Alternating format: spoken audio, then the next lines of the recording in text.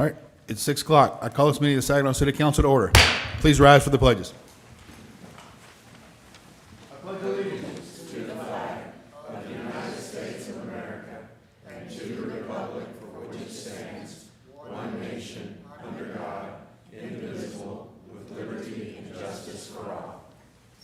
Honor the Texas flag.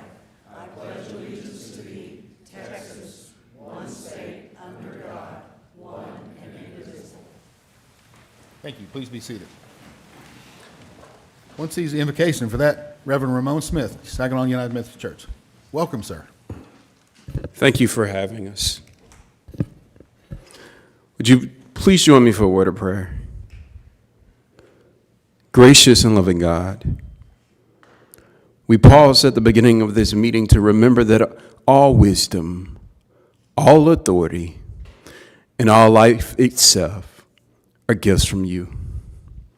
We give you thanks for the city of Saginaw, for its neighbors and schools, for its families and elders, for its churches, for those who live, work, and serve here each day. Pour out your spirit upon our mayor, city council members, city staff, and all who participate in this work.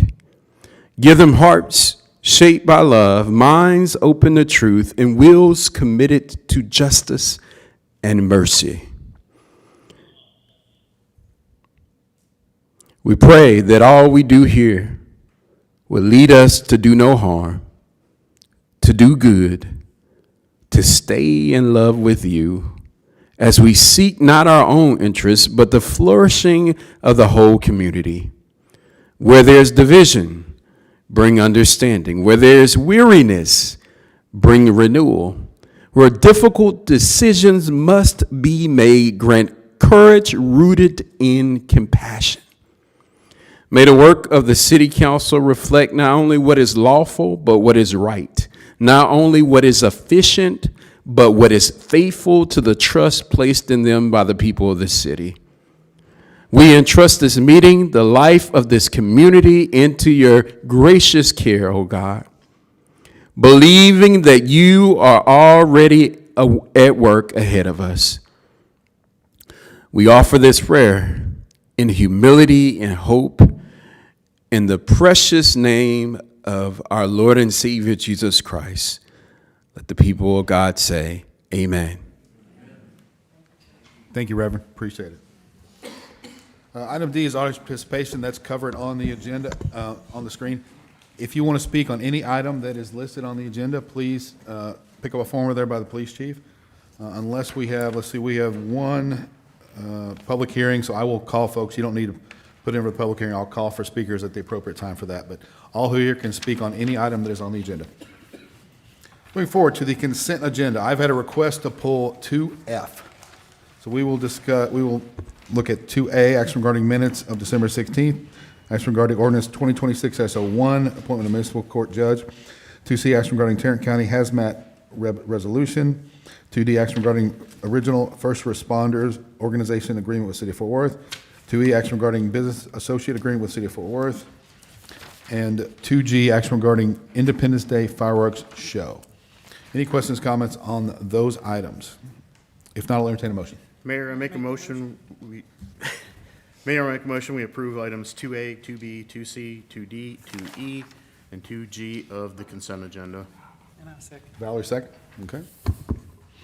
Please cast your votes. Motion passes. Let the record reflect we have a quorum. Full house. Thanks for coming, folks, and Happy New Year. So we're going to 2G, action regarding the Switchyard Cinco de Mayo Festival. Is Erica here? Oh, Erica. You come up and just, I think there's a couple questions about that, so come up briefly. Maybe just give us a quick synopsis of what you're thinking for the Cinco de Mayo. Sounds good. Hello. So the Cinco de Mayo Festival would land on actual Cinco de Mayo. We have amazing food trucks, and right now we have 5 food trucks signed up. Words. I've blanked out on everything on this. I apologize. Basically, we're going to have a mariachi band, and I wanted to have more stuff as well, and that's why I went before Parks Board the other day to see if they could help sponsor adding more activities and stuff like that, and yes. Sure. Any questions for Erica? Mary, go ahead. Sounds like a lot of fun. But I looked at the calendar, and I believe it's on a city council meeting night. I just Is found that that- out today. Oh, so is that date locked in, or? I was hoping that we would have this actually on Cinco de Mayo. It was going to be like a concert in the park. Instead of it being like on a Thursday, have it on Tuesday. And so, I mean, theoretically, we could, I guess, possibly move it. I Well, don't, it's I don't know. fine, I just Yeah. didn't know if you realized, and Yeah, we wouldn't be able to, none of us would be able to be there, but Yeah. that's okay. yeah. Any other questions for Erica? We could cancel the meeting, that's right. And I'm all for canceling meetings, but unfortunately, I think we have quite a few things we need to do on that. Well, it's May, so maybe we can, a month before, let's discuss it, but. You can always move the date, too. We could, we have that option, you're right, yeah. I don't know, It'd probably be cheaper for us to move the council meeting than it would to Cinco, or make it more sense to. well, yeah, I mean, Cinco de Mayo is May 5th by definition, so And yeah. it's on Taco Tuesday, which does not happen all the time. No, you're right, there you go. it's synced up, and, yeah. And Erica mentioned that to me earlier, so yeah. So we'll discuss, if maybe, but. Any other questions for Erica? All right, I'll entertain a motion for this 2F. Mayor, I make a motion, we approve item 2F of the consent agenda. Brack, second?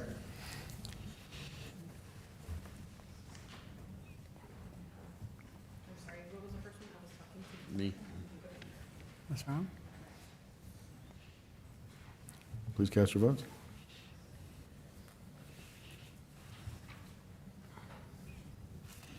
All right, motion passes. Thank you, Erica. Appreciate it. Awesome. All right, so that is, and we're at 3, recognitions, presentations. Gabe, excuse me, Gabe, what do we have? Yeah, Mayor and Council, a couple recognitions tonight. I think Chief Spears has the first one for our building official. Thank you, sir. Good evening, Mayor and Council. Just want to take a brief moment to again recognize Chris Dyer on his recent promotion to the Chief Building Official. That, as you know, that's a key position in our department. Chris did a great job as a Deputy Building Official. Utmost confidence he'll excel in the building official position. And I wanted to give Chris an opportunity if he wanted to. I'm kind of springing this on him so he didn't know if he wanted to come up and say anything. And I know we have the esteemed Larry Little, again, here with us tonight, our retired building official. I was He gonna say, may have a few words he wants to We did have a VIP in the audience. I saw Larry was here, so we appreciate him coming back and, putting up the golf clubs for at least a couple hours. Chris, you want to say anything? You don't have to. It's up to you, bud. All right.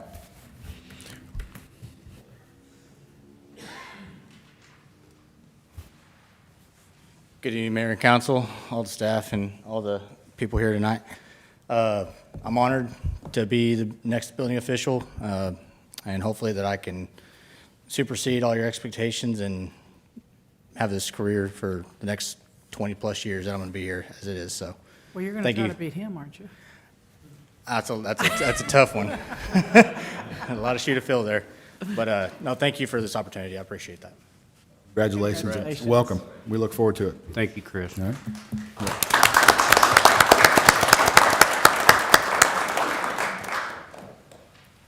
I think Public Works has the next presentation.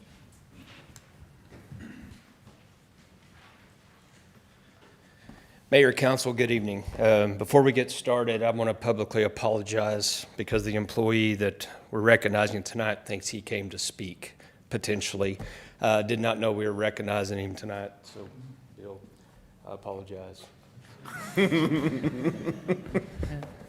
So it is with great pleasure and honor tonight to speak about Mr. Bill Hurst.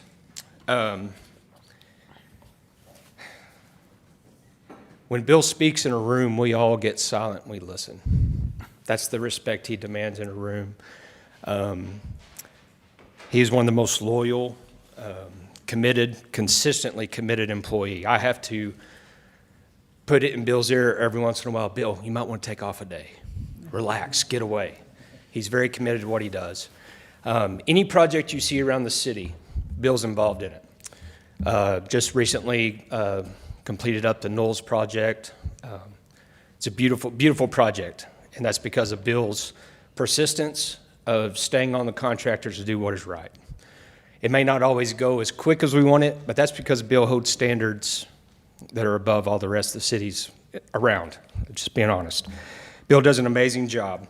So, Bill, if you don't mind coming up here, we would like to award you tonight with an honor that we've never done in Public Works. So Bill's going to be the first recipient of this award. But Bill, on the behalf of Public Works, the city of Saginaw, the community you serve, we are honoring you with the 2025 Public Works Employee of the Year. So.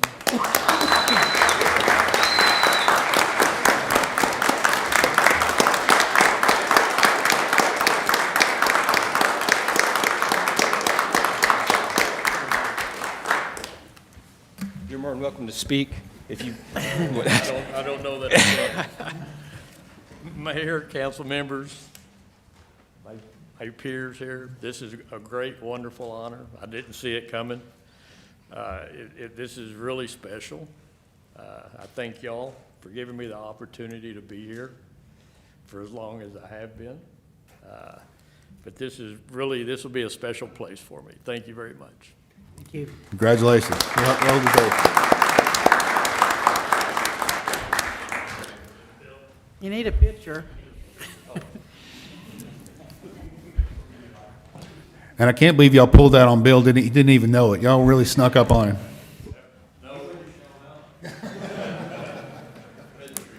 We need to get out of the way.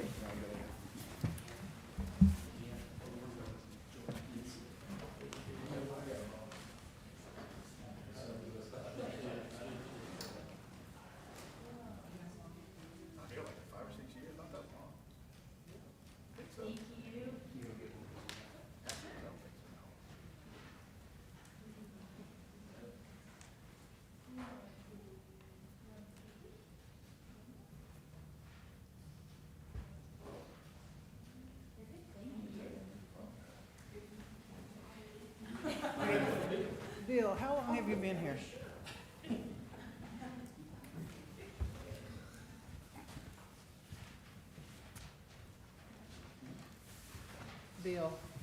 Bill, how long have you been here?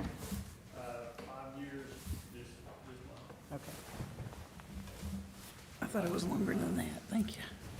All right, Gabe, anything else? Okay.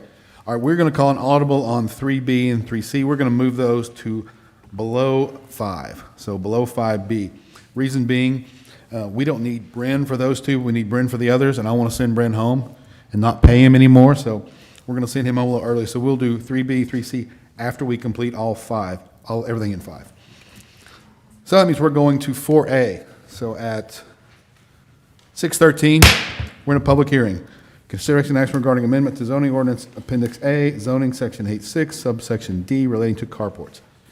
Chief Doug Spears. Thank you, Mayor. With the vote of the council, it gave some direction to staff to try to come up with some revisions to the existing carport ordinance to allow some flexibility for those rare circumstances or situations where staff has zero flexibility and the government officials have zero flexibility. Staff did that working with the attorney, some of the council members involved. That went to P&Z last week for a vote. Unfortunately, that was denied 4-1, excuse me, after a long discussion. So that's back before you tonight. I sent an email out to everybody, including P&Z and council members, kind of explaining the premise behind it. I think what's presented, and I'll say like I did in the P&Z meeting, staff is moot on the point. We're not for or against, just trying to work on a reasonable revision to the ordinance to get us where I think everybody wants to be. I think we've done that. It doesn't cause really any concerns with an SUP. Each one is gauged independently, giving you some discretion to do that. That's a safeguard. The SUP fee will go back to the $750 cost, so there's a significant hurdle if somebody really wanted to do that, but that's kind of where it's at. With that, I'll answer any questions. Questions for Chief Spears? And then could I clarify? Please, as well, go ahead, Brent. Since we have a Yes, brief please. pause. Since this was recommended for denial by P&Z, and I've visited with several of you, but not everyone, that triggers the city's own regulation that requires a supermajority vote of 75% of the entire council to override it. 75% of a 7-member board is 5 1/4 council members. And so we have to round up, unfortunately, so that if there is a motion to approve and it receives 2 or more no votes, then it will fail to override the recommendation for denial. Mayor, sorry, one clarification. Yes, sir. The revisions to the ordinance specifically address the ability to build a carport over this 600 square foot maximum threshold. Because today, that is the maximum threshold. You couldn't build a residential carport beyond that square footage. And also allowing you to encroach in the side yard setback for those rare circumstances where it may be appropriate to do that. Now, there are some preventing things that would override that. If there's an easement on that side yard that they wanted to encroach into, you wouldn't be able to do that. If there was another building within 10 foot of that area you're wanting to build that, you wouldn't be able to do that either. But the revision in here specifically addresses only those two things, the ability to go beyond the 600 square feet or encroach into the side yard setback. That's the only change to the existing ordinance. Sorry, I didn't clarify that. Other questions for Chief Spears, or any other questions for staff? So, under this proposed change, then, are we eliminating the 600 square foot requirement regardless of an SUP, or is it only if they have an SUP that they could go bigger than that 600 square? Today, by right, you could go through the building permit process and build a carport up to 600 square feet. Anything beyond that requires an SUP. Okay. And for the SUP, that goes to P&Z first. You have to explain the reason why. Gives them some discretion, they vote on it, and then it comes to you. Same thing, if they denied it, it would take a supermajority to do that, to override that vote, but they would come with a recommendation from P&Z to you to ultimately make that decision.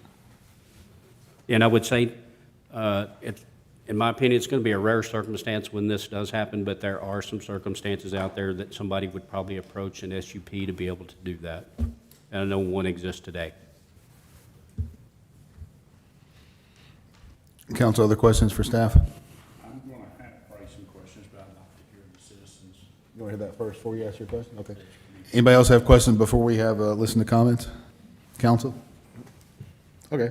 I've got a whole list of stuff, a list of folks. So let's start with Deborah Thomas.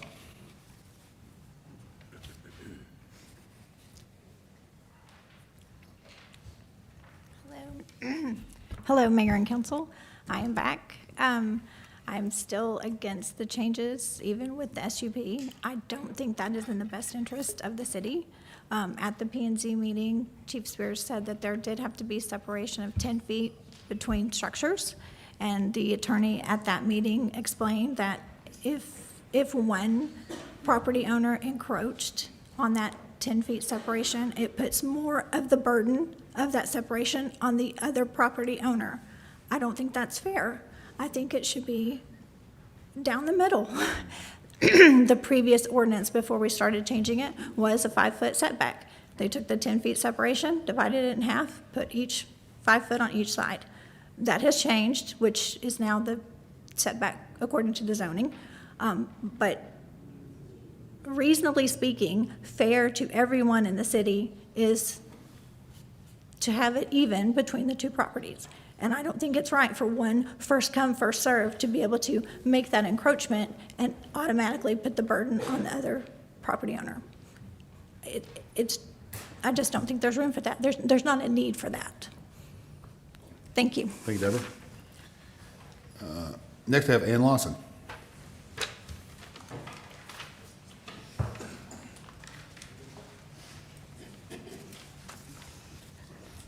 Hello.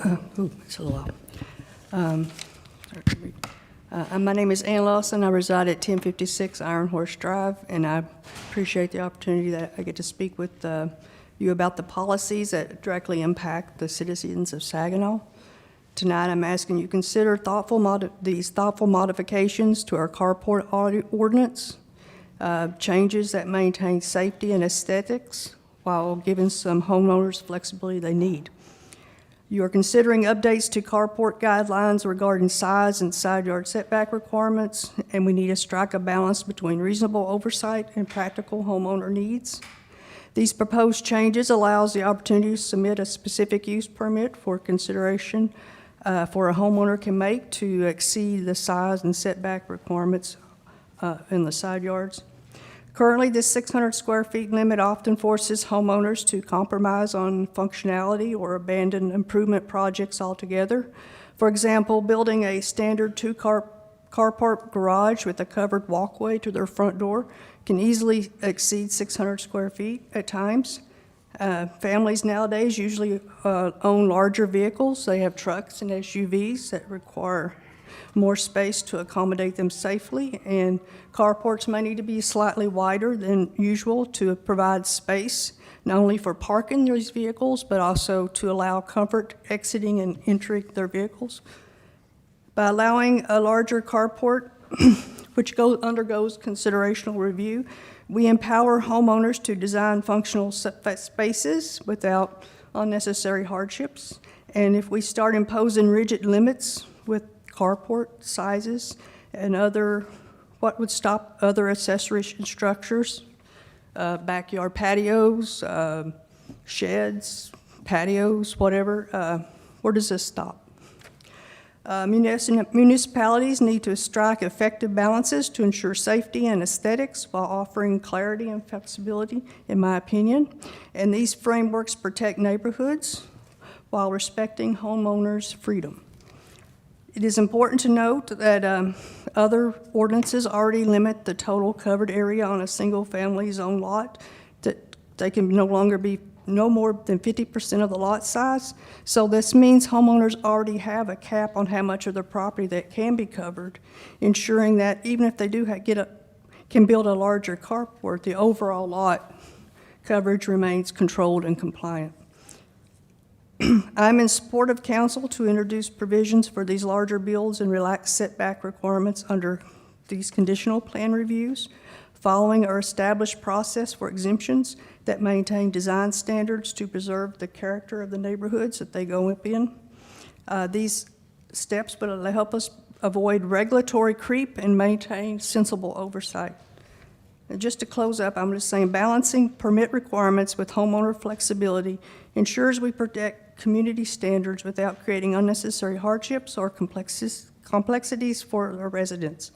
So I'm asking that you adopt these thoughtful modifications that serve both civic needs and common sense. And I thank you for your time. Thank you, ma'am. Next, I have William Harrell.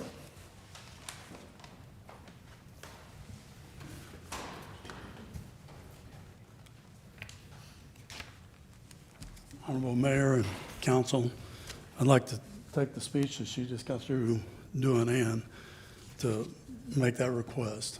I'm one of the ones trying to ask to get the carports bigger, okay? I had a big carport. Carport started coming apart. I didn't want to wreck up the neighborhood on anybody's homes or anything like that. Unbeknownst to me, the people that wanted to rebuild it or fix it was the only way to do it was take it down and start back over because it was worn out, period, okay? Had I known if I'd left a pole up, something like that, and I still have mountings into the ground there where the carport poles were at, had I known if I left that up, I could have built another carport all the way around it and we wouldn't be here today, okay? But I went around to all my neighbors, not all of them, I didn't get to all of them, and they signed statements saying, you know, your carport has been a landmark here on Opal Street for 30 years, okay? People would come over, we'd talk, we'd sit up underneath the carport, drink iced tea and have a good time, okay? When I took this down, it just eliminated me from being able to enjoy life out in the front, okay? The only enjoyment I get now is playing with my corgi with broom. If you come around there around 4:30, 5 o'clock, we're out there playing broom with a corgi. So I'd really appreciate y'all considering it. Thank you. Thank you, sir. That's the only ones I have. I do have some that we received, folks that won't be able to be here. Do I need to read all these into the record, or what should I do? If you can read the names and the address. Okay, because I'm looking at them, the statements are exactly the same, so ChatGPT wrote this, but they're all the same. I will read the, Maybe you could read one then and just read the names of all the. I'll read one. I wish people would write their own instead of doing ChatGPT, but that's where we are. This is from William Harrell. This is Kenneth Gene Hillen. I'm in support of the carport ordinance change that allows flexibility for the exceptions that properties may require carports outside the current allowances, which would allow the reconstruction of numerous carports located in Saginaw. I believe that the refreshed carport would be stronger and safer than the previous carports that were located at that desired residence. Also, adding it would create additional beautification in the neighborhood by showing modernization through appearance and materials that would be used. This is Kenneth Gene Hillen of 605 Opal. Same statement from Reagan Swingler at 612 Pinto. Again, same statement from Karen Swingler Harrell at 717 Opal.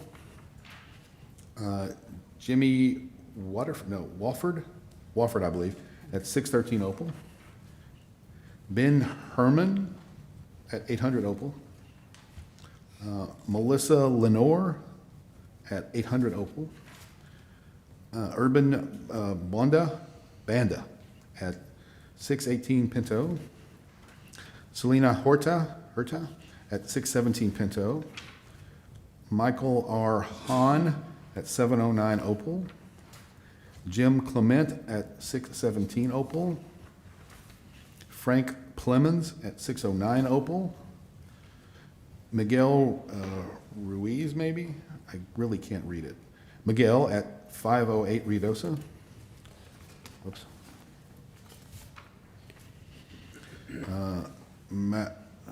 Michael Hoodie, Michael? No, it's M-A-C-H. Michelle? Thank you. Michelle Hoodie, thank you. 625 Pinto. Fred Hoodie at 625 Pinto. This is Casey Slothauber. I really can't read their, but Casey Slothauber, 513 Opal. Derek Skay, 608 Opal. Linda Plemons, 609 Opal. And again, all these are exactly the same statement I already read. Sana Endicott at 608 Opal. And Connie Slothauber, is that how you pronounce that? Slothauber, 513 Opal. And Sean Schumard at 520 Ruidosa. That's all. All of those report, They were all the same exact statement that I read. Exactly the same, yes, sir. and that was pro. There's not a box to check pro on here, but for the statement, then yes. For the statement, yes, it is. Is there anyone else that wants to speak, in the audience wants to speak on this item, that has not filled out one? You can speak now, you can fill out one later. If anybody else here that's in attendance wants to speak. Okay, well, thank y'all. So, now you want to talk to him, Nikki? Mr. Mayor. Oh, yes, sir. Yes, sir. Chris, come on. You don't have to fill out a form, brother. Just come on up. I'd like to welcome our chief building official to the microphone.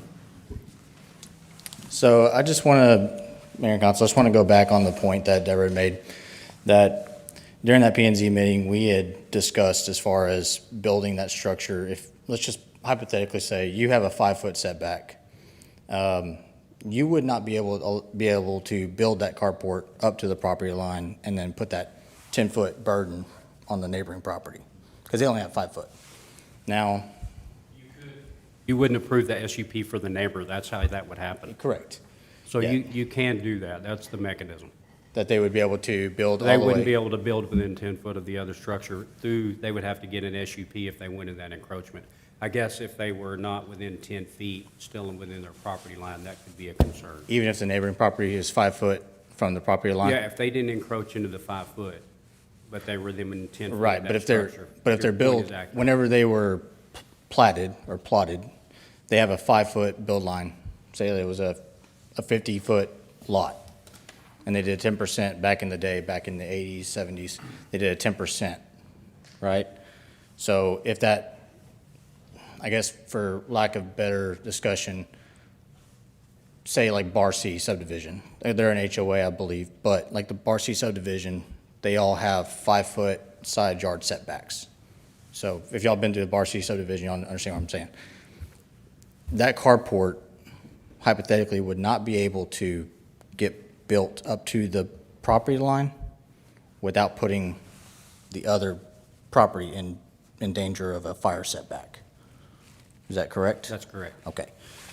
Now, on a 7.5-foot side yard setback, which is a typical SF2, SF3 zoning regulation, they have a 7.5 foot, so they have 2.5 foot to play, so they could encroach by the ordinance, or by the new SUP. They could encroach 2.5 feet, but they would have to still maintain that 10-foot separation between structure to structure. So I just want to make sure that I'm pretty clear on that definition, okay? That's accurate. Now, another statement that was made is that a 2-car garage, which I want you to visualize your garage if you have one. Those garages are typically 380 to 400 square feet for a 2-car garage. A typical parking space by our ordinance is 9 foot by 18 foot requirement. So typically, hypothetically, you can have a 3-car garage and build a 3-car carport and still maintain under that 600 square foot threshold. So the ordinance that we have today stands in line with, even if you have a 2-car and you want to build it up to your walkway for access, you can do that. There's nothing against our ordinance that says that you can't have that walkway as long as it's within that 600 square foot roofed area. But I just want to be very clear that if we allow these enlargements and these encroachments, that the next neighbor is possibly going to have a burden for the next availability. So if they want to be able to build a carport and say they have 2 driveways that are lined up with each other, they won't be able to build that. So again, it comes first come, first serve, right? So just want to be very clear on that, and I think that's been mentioned before, but I just want to make sure that I'm clear. Thank you. Mayor, a couple other pieces of Yes, sir. information. Because there's 2 critical components to that. Building into the side yard setback is not a normal practice for our area, and I think staff did a research on that. We're not aware of any city in the Metroplex that allows you to get into that setback build. So that seems to be the most controversial piece or the concerning piece. So that could be separated out if you wanted to extend an SUP to build the carport beyond 600 square feet. The amendment could include that and not into the side yard setback, or vice versa, whichever way you wanted to go. So it's not a one-size-fits-all. There's really two considerations, and those can be divided out, and we can adjust the amendment if necessary to. Could we also, as part of the SUP process, require, I know like sometimes in commercial business, they can have an agreement between neighbors. Is there something that we could put in the SUP process that says that we have to have a statement from the neighbor that they are okay with being the last of the first come, first serve? Well, the SUP process gets advertised, and theoretically, that's the notice to the surrounding community, and they get to come to a public hearing and state their opinion on it. Basically, approval, denial for y'all's information on your decision. You could add that as an upfront requirement prior to the SUP. So I would recommend that that be added into the ordinance as a precondition to applying for the SUP in the first place. Okay. So Sean, your question really is, there's 2 folks. If the one neighbor, I'm building my carport, and the one neighbor, if he's okay with it, Right. that takes away some of the burden. If he's not okay with it, that's a whole separate conversation. Correct. That's sort of what you're saying? Okay, Yeah. and I completely agree with that. That makes a lot of sense. So in the, Right, Valerie, go ahead. If, in the SUP, would it say that they would have to have a survey, up-to-date survey, so they know exactly where it is and make sure that. Where the property line is? Yeah, the property line, and it will probably have to have a drainage survey also, so they don't drain anything off in the neighbor's yard, which leads to if they're building a carport and it overhangs past the cement and it doesn't have a gutter or something, then they're gonna put drainage on that other person. Is that gonna be? There's verbiage in there for that, leaving the discretion to the building official. Some of those will be known where the property line is. If the property line is 5 feet over and they're only encroaching into a foot, that makes common sense, so that they're not close to the property line or encroaching on it. If a drainage issue, in the opinion of the building official, if one exists, when it could be created or compounded an existing one, then they can require those. That's part of that SUP process. But to leave it to the building official, because I don't know that every one of them need to go get a survey or a drainage study. Right. So that's why it's written in that fashion. And it left to the discretion of the building official to make that call. so And the other question, the other thing, comment I needed to make was, also, most people, when they build houses, they put their electrical and their plumbing down that side where they're gonna put that cement. So the homeowner needs to be aware that if something goes wrong, they're gonna have to dig it up, and it's not the city's If responsibility. there's an easement along that, that would prevent them from being able to do that. So Okay. part of that SUP process is you're going to get feedback from staff, and they can say whether, hopefully before the SUP was submitted, they submit for a building permit, they get feedback from staff to say there's an easement, this is not even something that would be considered. Right, so under this, you cannot build on an easement. There's Correct. no situation where you could build on an easement, right? I don't know that there's no situation. Okay. I'll defer to the building department or the attorney. Right, so the owner of the easement is the dominant estate owner of that strip of land. Okay. And so if you're going to impede their use in any way, they have the right, but not the obligation, to object to that impediment. I see, okay. So, All right, Valerie, are you done, Valerie? I'm sorry. I'm done, yes. Okay, go Thank ahead, you, sir. go ahead, Nick. yeah, so to get on this, to walk through this, the proposal does have things in it. It actually says that the structure has to have guttering. It also gives the flexibility to the city that if they go out there and evaluate, and if there's any discrepancy between where the property line is, that the person requesting that has to pay to have where the boundary is. And also too, if there's any concern of drainage, they have to have a drainage study done. So all that is already in there. And that's, the drainage is determined by the city officials? By the city official. Okay. Yeah, and it was originally worded stronger than that, and the city things came back and said, well, can we ease that up and make it flexible? We don't want to cost the citizens, because it is quite expensive to get what you call a wet stamp, engineering stamp. It probably end up costing an extra, about $400 or $500, maybe more than that if they don't write it up themselves. So that was the reason that was, I won't say compromised on, but the city recommended that to, hey, let's make it to where if we feel there is one, that they have to get it. The second thing is, to pass this doesn't automatically give any citizen the right. What it's doing is giving the city the flexibility to where if there's an exception, a special circumstance where a citizen has a good case to go outside those boundaries, it can be seen by P&Z and then by council here to take that into conception. So it doesn't mean that everybody can. They have to apply for it, and it can still be rejected. Right now, it's my understanding that there is about somewhere around 600 carports, what you call out of compliance or not out of compliance. I forget what they call it, where they're not in compliance. And so just like the one gentleman who got up here and ran into this, his carport has been there for 30-some years. The carport was there when he bought the house. And due to age and storms in Texas, the carport became damaged. He went to get it fixed back, and the contractor that he hired said, ooh, this is more than we thought. It's unsafe. You need to take it down. So they took it down. Then he proceeded to go to get the permit, and the problem is where his carport used to be for the last 30 years now violates this process, violates the new ordinance. And while, yeah, he may be the catalyst that brought this on and raised it up, he's by no means the only one. Like I say, there's roughly 600 others. And if you'd been, any citizen out there had a carport and had looked at it or anything like that, and had been there for 30 years, and you did something like this, then you'd be upset too.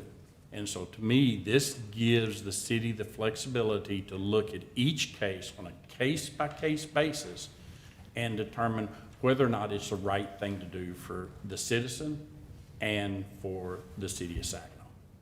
So that's why this was brought up. It's been bounced around. I know that we've had this carport ordinance up probably 3 or 4 times, and I've heard people say, well, it's been enough. Well, I'll tell you what, it's been enough when we get it right. And we should keep adjusting any ordinance until we do get it right. And if it isn't right, then to me, it's council's responsibility to listen to the citizens and to listen to the professionals and to try to come up with I don't want to call it a compromise, but a medium, a happy medium that meets everybody's minimum criteria. One of the big concerns also was fire. Okay, is this going to hinder if there's a fire or if there's an emergency for our emergency and medical people to get in there? And Doug, can you address that? Sure, that's primarily that 10-foot separation. Yeah. Carports are a challenge just in general. Anything for fire departments, it's something we try to avoid getting under, right, for collapse.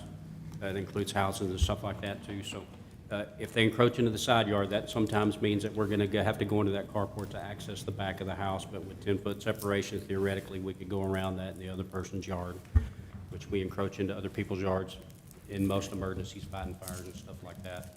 This is not overly burdensome to the fire department in your consideration, so that point is really out for this. It's not that big a concern, or else I would be saying so. Yeah.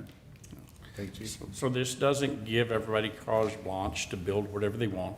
What it does is it gives the citizen the ability, if they have a special circumstance, to bring it to their city and to their elected officials to make a consideration.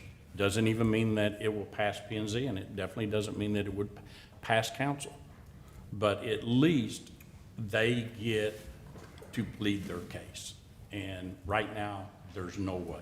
And I personally, as a citizen, have a problem when I don't have the ability to plead my case to the city or to whatever entity it is. And so that's why I 100% support it. That's why I help work with the city and the fire department stuff to get this worded, changed it, modified it. That's how come we ended up with the SUP, because that gives it the flexibility for us to at least take the consideration and say yes or no. And it gives the citizen the ability to at least they're heard. So with that. Thank you, Mr. Lawson. God, I'll say. Oh, Sean, you want to go? So when I was researching this, I saw there is an ordinance for I don't know how to say this word, porte cochere. Yeah, porte cochere, okay. So what is the difference between that and a carport, if you could? No, I would have to look that up, maybe Yeah, legal because the definition-wise. ordinance it says section 8.3 subsection B, porte cochere may project into the required side yard, provided every part of such is enclosed except for necessary structural supports. So if this gentleman here decided that he didn't want to build a carport, but he wanted to build that, it sounds like it would be allowed. I don't know, I need to go study that definition. Normally, when I think of porte cochere, that means there's a detached building, and that attaches those two buildings, and you drive through that. So that's what I see in my head, yeah. Is that People- it? And it's attached to those buildings, right? That's what I Correct. see in my head when you think porte cochere. That's why I was asking what the definition was, because I had not heard that. Yeah, I'd have to go back and look that up, so sorry, I wasn't prepared for that. But in my mind, I think that's what that is. It's two separate buildings that are attached by And that is that. odd, right, because that suggests that there's another building on the other side. And if you're encroaching into the side yard setback, I don't know where that other building is. Right. So, just like a porte cochere is typically what you have like at a funeral home or like what's up the street here at the assisted living facility where they have that pull into awning. Okay. It's not necessarily a carport, it's more of a drive up, drop off type situation, not more of a parking scenario. Yeah. All right. Mary, you have a question? I just have some comments. I do not approve of these recommendations. I don't think we need to be watering down our ordinances for just a handful of situations that may occur. We've already improved, if you want to say that that's improving. We've made this more flexible twice already for our residents. At one time, we only allowed carports in a very select area of Saginaw. These were the older homes that have one-car garages. And it came up that citizens didn't think it was fair for it to only be allowed in one section of the city. which I tended to agree with that. So we redid that ordinance to allow them to occur throughout the city with a specific use permit. And then we got complaints that that was burdensome to the residents to have to require a specific use permit. So then we changed it to eliminate that. So I think we've really done enough to make this ordinance pleasing to the overwhelming majority of the residents. I think it's a mistake to allow encroachment on side yards, period. I don't think that's a good thing to start allowing. Also, the ability to make them larger, I believe, is a huge mistake. I mentioned this in a prior meeting, that we, in the neighborhood I live in, it's not on my street, but it's in our neighborhood. Very recently, a very beautiful carport was built that matches our ordinance, of course. And even though it uses nice materials, it's well-built, it's well-designed, in the 600 square foot requirement, it still overpowers that house. And if we allow larger carports, I just don't think it would be aesthetically pleasing for our city to have these monstrous carports, you know, popping up all over the city. So I think the ordinance as it is written is very fair to all of the residents. If there's a situation where a property owner's property does not allow them to meet the requirements of our ordinance because of the layout of their property, they then have the ability to go to the Board of Adjustment, and if the Board of Adjustment agrees that it is impossible for them to meet the requirements of the ordinance, then they would call that a hardship, and they would allow the carport to be built as close to the requirements as they could. I also want to point out that probably 7 or 8 years ago, we put in place an overlay district for Saginaw Boulevard. And in those rules that we set forth, we said that if a property has 50% or more damage done to it through a fire or a storm or something like that, they now will have to follow the overlay district rules. Well, it's kind of the same way. If you have an older carport that was built perhaps without a permit a long time ago, may not have even had a permit, and it was not built according to our ordinance, then if that has to be torn down or is damaged by a storm or a fire, my belief is that then that should be rebuilt according to the ordinance as it exists today. And I think we've bent over backwards to be reasonable with our residents, so I would be opposed to approving this. Thank you, Mary. So I'd like to address a couple things there. One is, it is extremely hard to get something through the committee that she mentioned. There are strict rules that you have to actually show and prove that you have a extreme hardship of cost. We actually did attempt to go through that and didn't make it. I've got my own personal beliefs of that committee and why it's there and the expense it has and how it inflicts pain upon the citizens. So with that, that's not really a viable solution. It sounds good, but when you dig into it, the Board of Adjustments, it won't work.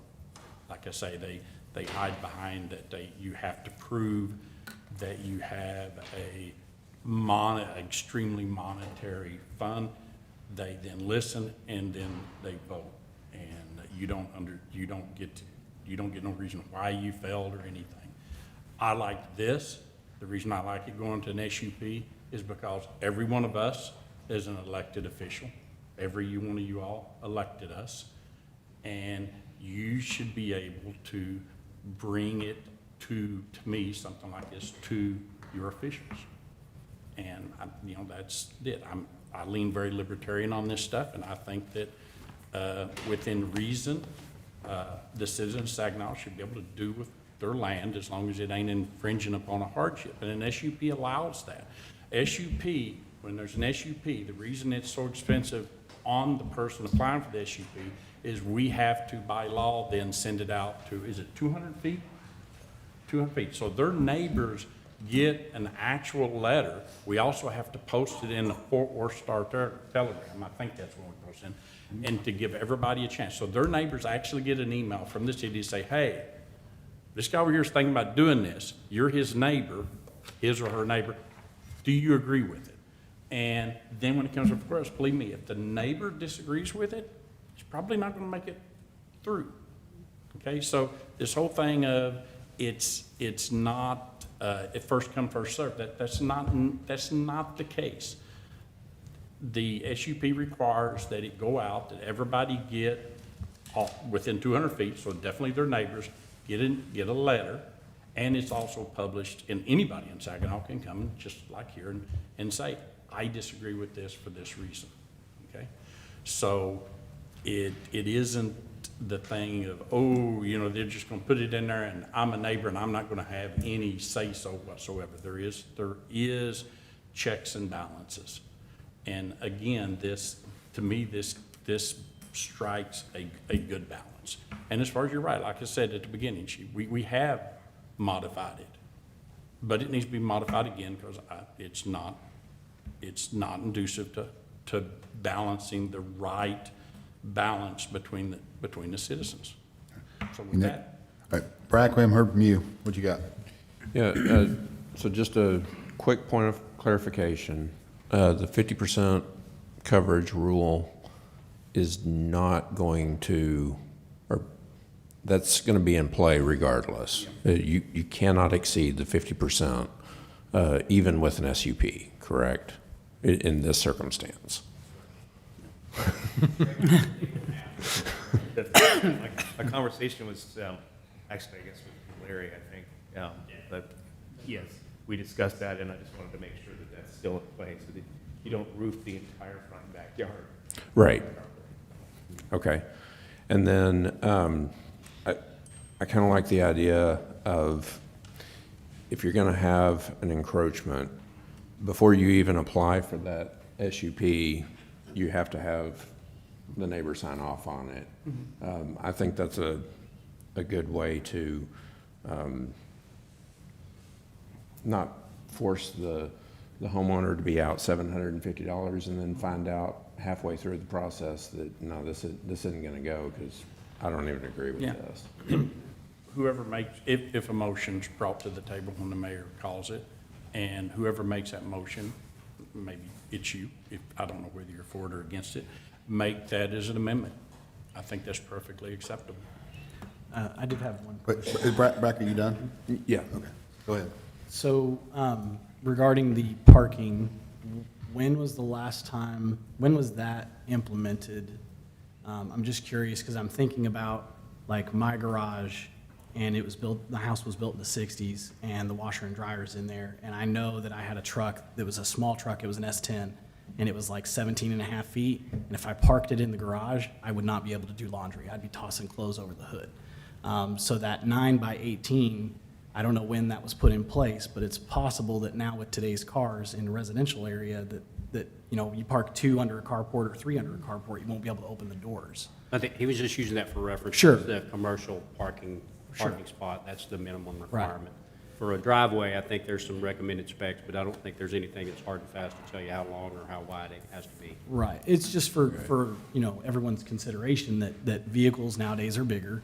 I was looking at Ford Rangers, and the newer Ford Rangers are almost 4 foot longer than the older Ford Rangers. And so anybody who gets a newer car nowadays is going to struggle to park it underneath a carport that if it's limited to that 600 square foot and they want to have 3 cars.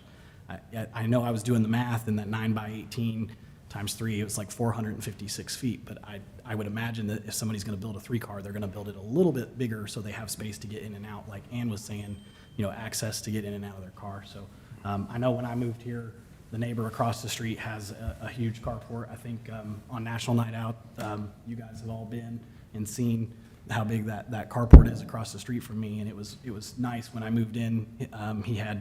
We had block parties, and we still use it now, so it's nice to have for sure. And he doesn't have a garage anymore because his house was a smaller size, so he had the garage converted. And that's common in the neighborhood.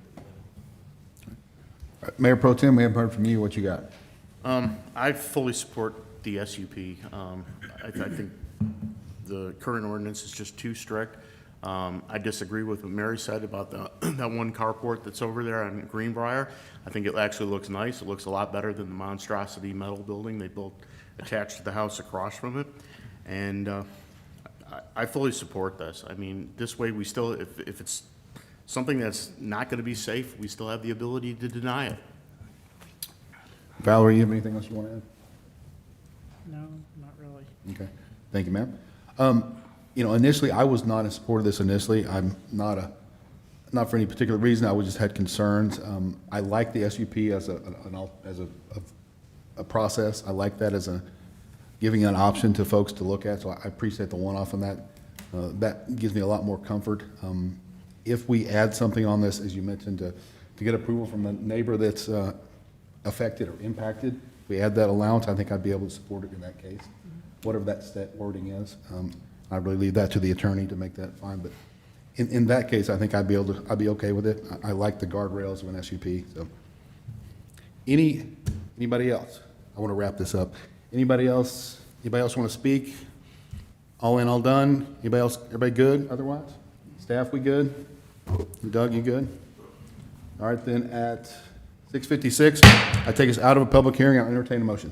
Mr. Mayor, I make a motion that we approve with adding an amendment to the SUP process that before they apply, they have to get permission from the neighbor to proceed to apply for the SUP. Supply the city with written consent Supply the city with written consent. of the immediately adjacent closest neighbor.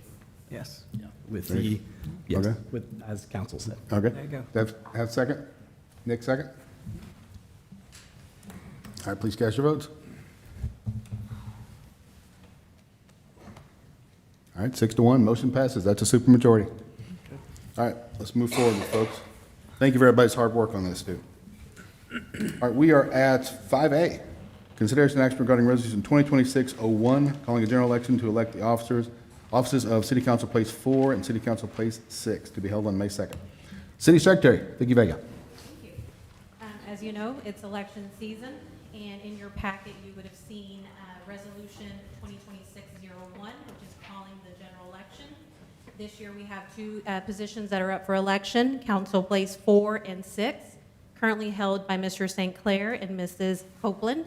And also in that resolution, it states that we'll be using Tarrant County Election Services to assist us with that. And so early voting will be from April the 20th, and it'll go through the 28th, and then they'll also assist us on Election Day as well. It will actually take place at our new Library Senior Center. And then it also states that in the event that if necessary, if we need a runoff election, that will be June 13th as the election day. So Election Day voting, May 2nd, will be at the library. Correct. What about early voting? Do we have any As well. idea? There at the library as well? Sure. Yes. I'm glad to have it back in the city. I've gotten a lot of complaints from folks when it's not in the city, so I'm glad we're having that back in the city. That's a good thing. Yes. Any other questions for Vicki on this, folks? Then I'll entertain a motion. Mayor, I make a motion, we approve it as stated. Thank you, Valerie. Have a second? Nick, second? Let the electioneering begin. Motion passes. Thank you, Vicki. All right, 5B, consideration and action regarding award bid for the remodel of the old library. Jared Kersey, Assistant Director of Public Works.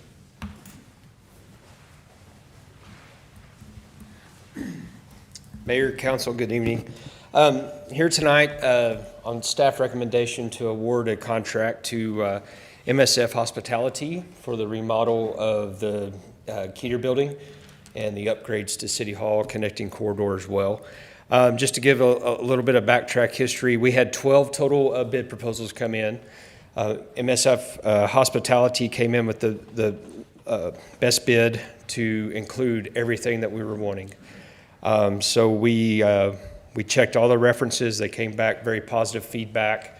I visited a location where they had done work on a grocery store here in the DFW area. They remodeled a grocery store. It was just did really good work. Very impressed with their work.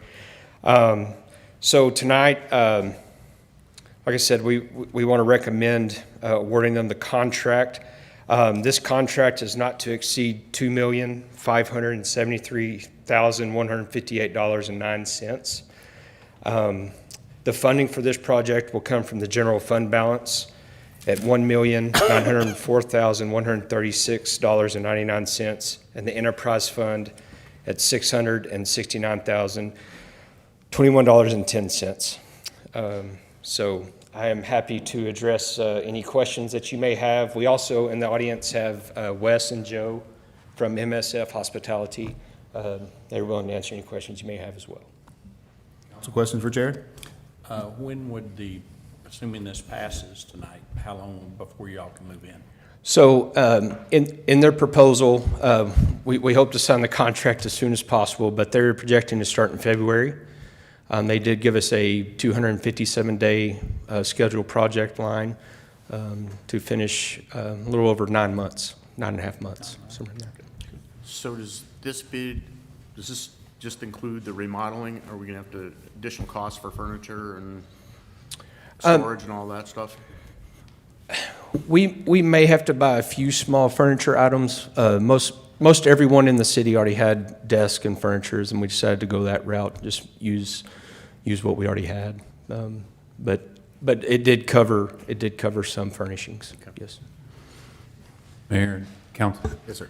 Just want to add one note. So we have been planning for this for quite a while. We have cash on hand, as Mr. Kersey noted, in both the general fund and the utility fund, proportional based on the staff that'll be there.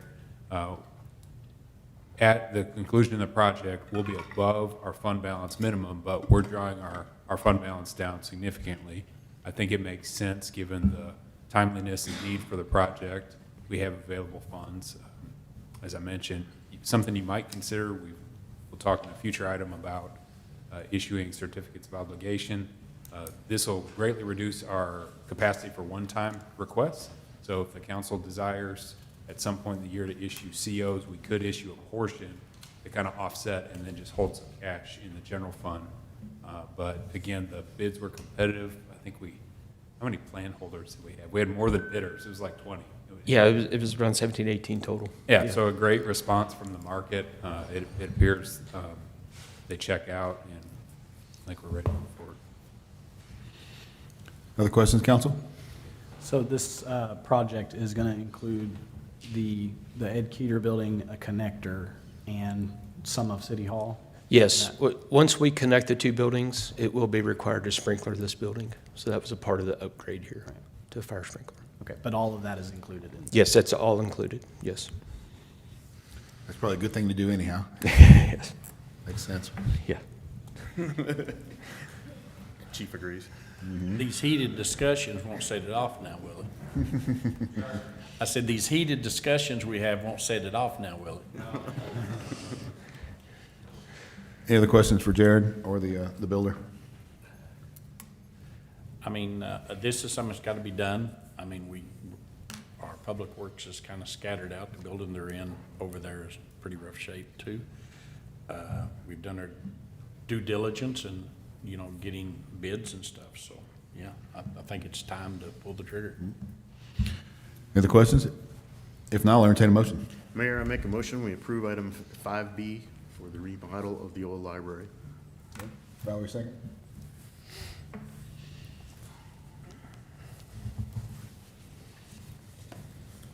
Motion passes. Thank you, guys.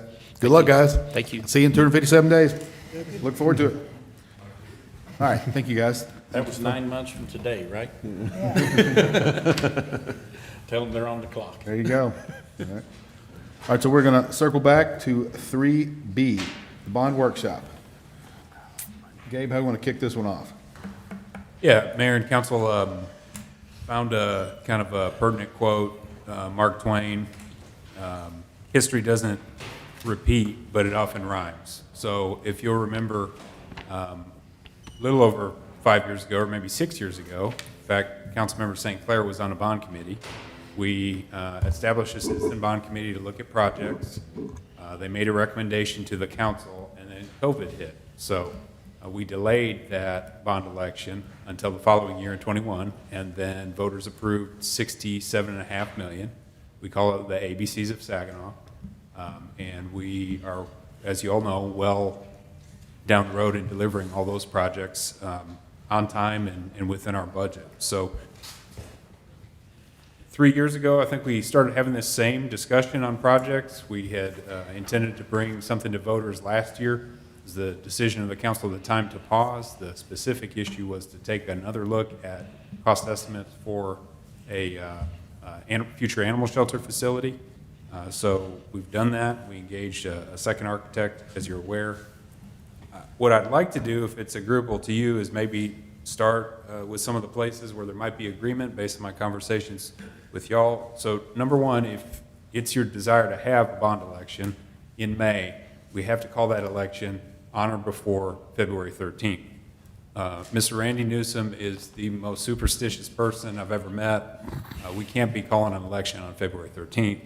It also would require a special meeting, which I think would be unnecessary. So the reality is, after much discussion, we'd like to get your feedback on projects, if any, you'd like to bring to voters, and then you would call that election at our next meeting, our first February meeting.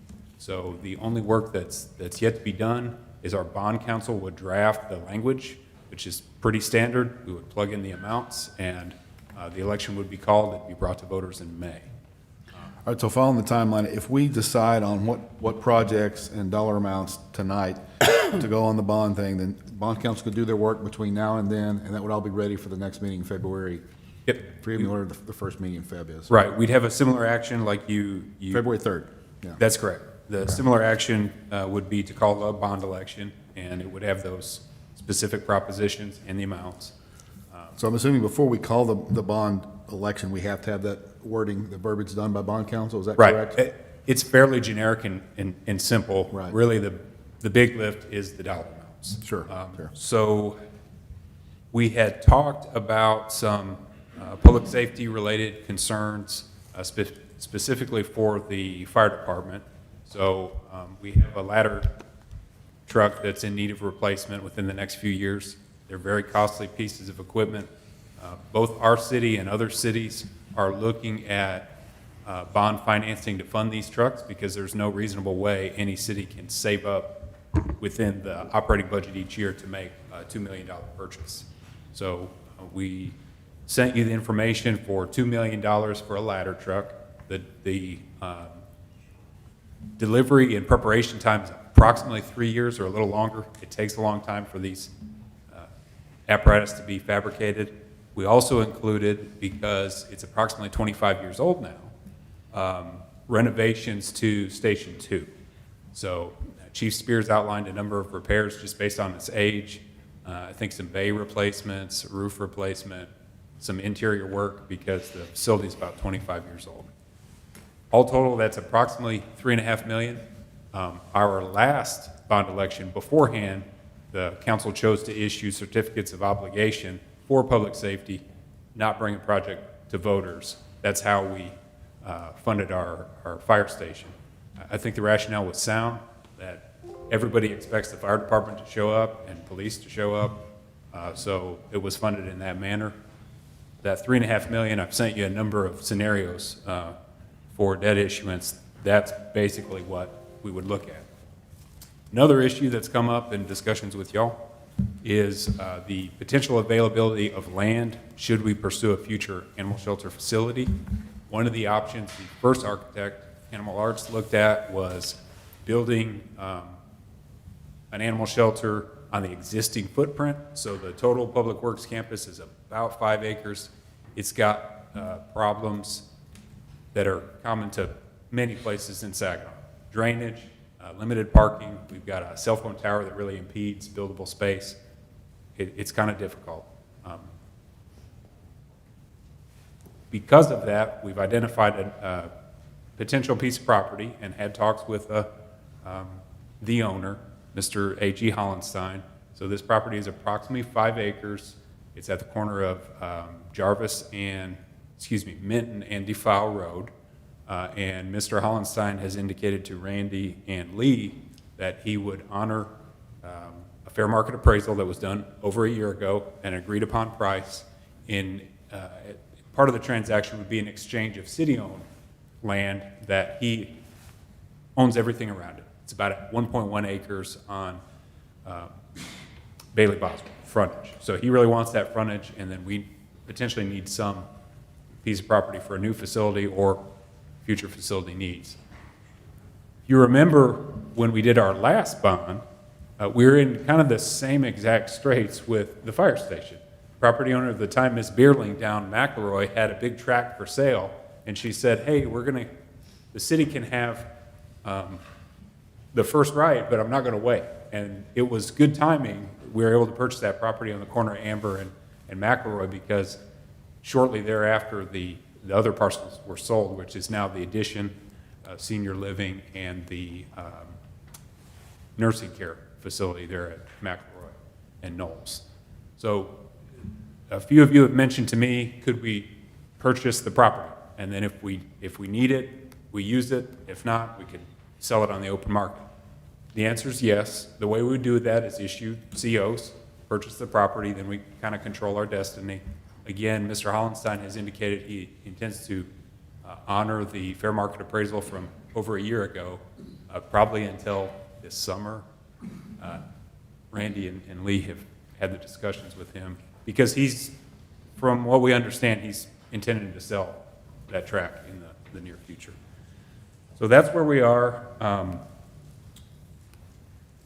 The largest item that we may potentially bring to voters, the same as the last bond.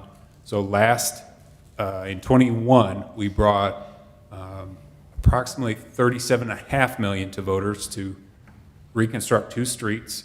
Those 2 streets were a good portion of where we are now on McElroy and Knowles. So Knowles is pretty much completely finished. We're down to as you're aware, the phases of McElroy here where we'll get into construction. Here in 26, we find ourselves in kind of the same scenario. We have 2 major corridors that are in need of reconstruction. That would be East McElroy from Saginaw Boulevard to Blue Mound, and Industrial from Saginaw Boulevard to Blue Mound.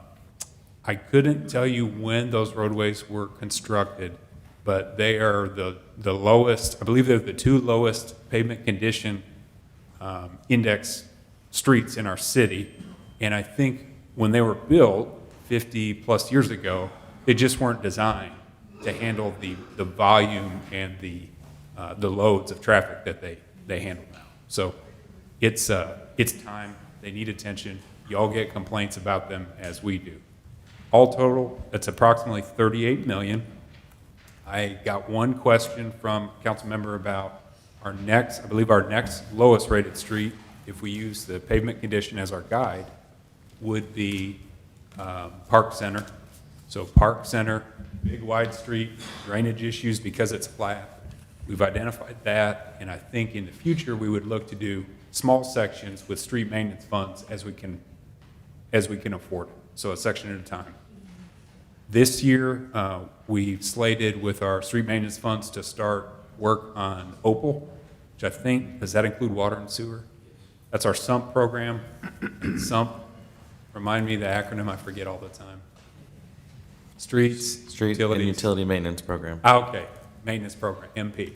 Okay, so the council member that asked me that, we do have a plan, although it's going to take time for Park Center.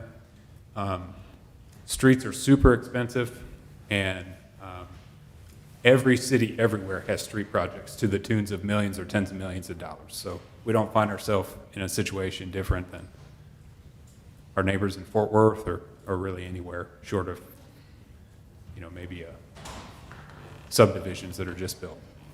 So with that, I'd like to ask you, order of operations here. Once upon a time, I wanted to be a math teacher until I was placed in a second grade classroom and I lost my will to live. But one, would you like to hold a bond election in May?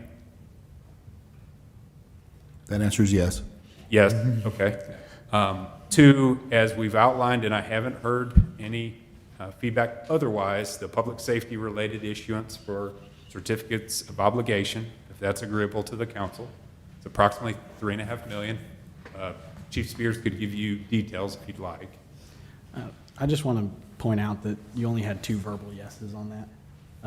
So I think that I have a lot more questions because we're looking at potential projects over the next 5 years or so. Sure. And I've heard mentioned, but I haven't heard you mention it tonight, some things about like the police station potentially needing some work, and then the rec center, you know, what future plans we have for the depot. So I just want to make sure that we, if we're going to do this, that we have all the information that we have. Sure, happy to address that. So on the recreation center, the staff went to the Parks Board.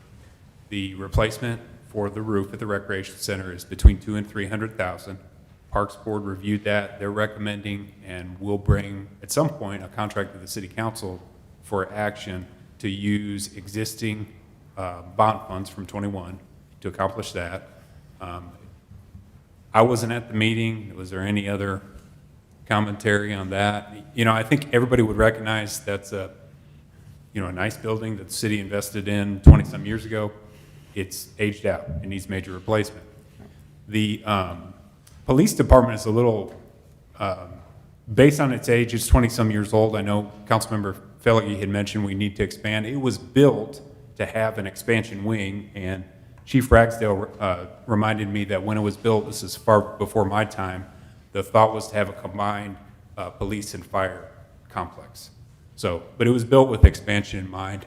I'm glad that we have separate campuses because dogs and cats don't get along. So, You're not going to say who that is, right? Yeah. But it worked out. That's something that last year, you know, we haven't had an architect look at that, or I believe, and I could be wrong, I think the architect that designed that facility might have been Quorum. Do you remember? That designed PD, does anybody know? It doesn't really matter. Yeah. But if this was I would say that would be premature to bring to voters because we haven't done an assessment. We haven't done the homework like we have, but it's a good point. I mean, But just here, based. I mean, it's not to bring it to voters now, it's just planning out our funds for the next 5 to 10 years. Sure. And where we're at. And the other question I have is, do we have any bonds that we're gonna be paying off? Yeah, so we in the won't next have, 5 years, or? in our existing tax rate, we won't have any capacity until about 2034, which means any proposition that goes to voters is a tax rate increase. The legislature has changed, as they change every session, where, you know, it's very clear, I would think, that every bond proposition is a tax rate increase. That would be in the language should you choose to adopt, so. So, I mean, I've asked for this multiple times, and I'll ask for it again here, is a breakdown of not just bonds, but anything, any CapEx. Right. Okay, anything that's going to impact our citizens' tax rate over the next 5+ years. So all of this stuff goes on there, and then we should say, okay, this is what it's gonna cost, and if it's gonna raise the citizens' taxes, I'd like to see over here in column C. Right. Exactly how much it's gonna raise, and if we get to say 2030 and something drops off, we can say, okay, well, this dropped off, so good, but I have to have that. Sure. At where I'm at now, being the citizens voted me in to be a steward of their money, to make absolutely sure, because I am worried that if I look at each one of these independently, you know, it's only $100 here, it's only $150 there. You add all that up, and all of a sudden in 5-6 years, I've done what me, because I voted for it, has done went and cost the citizens of Saginaw's taxes to go up $1,000. Yeah. You know, Yeah. I'm killing them by 1,000 cuts. Sure. So that's why you hear me and other council members asking for, either you or somebody underneath you, to sit down and write all of that down and say, these are all the things, like I say, if it's a debt of obligation, it should go on there. If it's anything that's going to raise, that's big like that. Yeah, so I can address that right now. Yeah, well, Would you like? no, Let's do I it. prefer to have it in writing in a sheet so I can look at it. I don't want to have to sit here and write it down in myself. I understand. I'll talk through it. I've sent Yeah. tax rate scenarios from our financial advisor based on what was relayed to me. Now, y'all are aware we paused anticipated bond last year. What would impact the tax rate as of right now would be certificate of obligation issuance for the police, the fire department, which is a ladder truck, and the renovations to Station 2. That would be the most minimal tax rate impact. It would be about $24 a year, okay? If we proceed with the $38 million for the two projects. Do you street expect projects. me to sit here and write all this down and then add it up? Or No, I sent you an email. Okay. Okay? And what I'm trying to get to is if you want to have a bond election, Yeah. we either need to do it or we need to pick a number and y'all tell us, okay? So in 5 years, do I think the police department is a priority that competes with these other facilities? I do not. If that's your priority, you tell me and we'll get an assessment. And Yeah, we'll try to I figure don't out. think it is. I'm asking you what you and your directors Yeah. think the priority should be and what it's going to cost us over the next That's right. 5+ years. So we need to take care of the ladder truck and Station 2 renovations, $24, let's say, for the average homeowner. The recreation center roof is within existing funding with existing bond funds. So that is money we already have. That's between $200,000 and $300,000. Any money we have left over, we'll just keep rolling forward and doing park improvement projects. I have within 5 years, I think that would be a separate bond to do an expansion on the police department, because I think other facilities are the priority. We get in the biggest potential proposition, which was the same as last year, $38 million on a home value, $266,000. Now this is average, is $1972 a month, and that is $236 a year. Should voters approve that $38 million?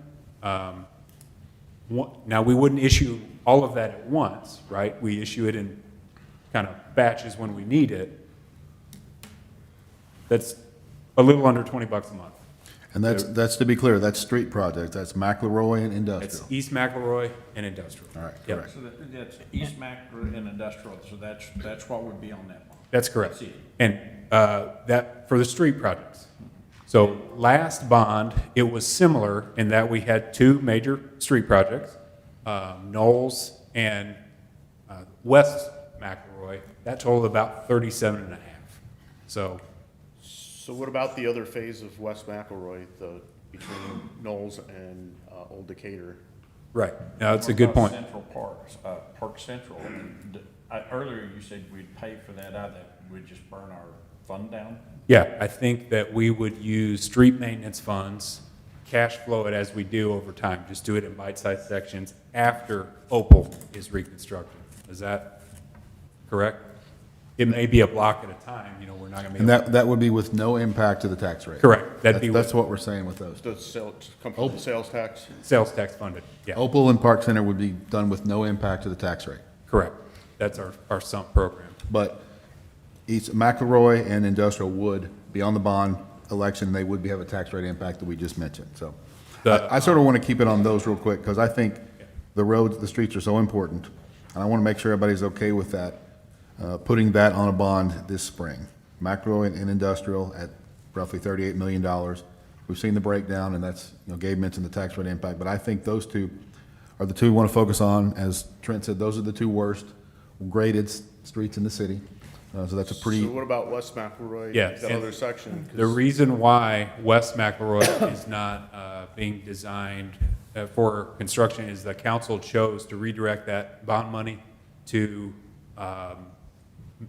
McElroy from the boulevard to, was it Burlington? Burlington, to get that under design. Because So- of the railroad, right? Yeah. Or Spring Hollow, sorry about that. Yeah, So we're still gonna need to do it at some point. at some It's- point in the It's future. falling apart. Yeah, yeah. I mean, the reality is every street in the city at some point will need major Well, maintenance. yeah, but Yeah. I mean, I'm looking at, so we got these two we put on the bottom. Mhm. Okay. Then we got others that's the, like you said, Central Park, okay. Yeah, Park Center. Park Center. So I look, I shouldn't have to be done. You all should be looking 5, 10 years out. What's the roads, next roads, and how we're gonna pay for them?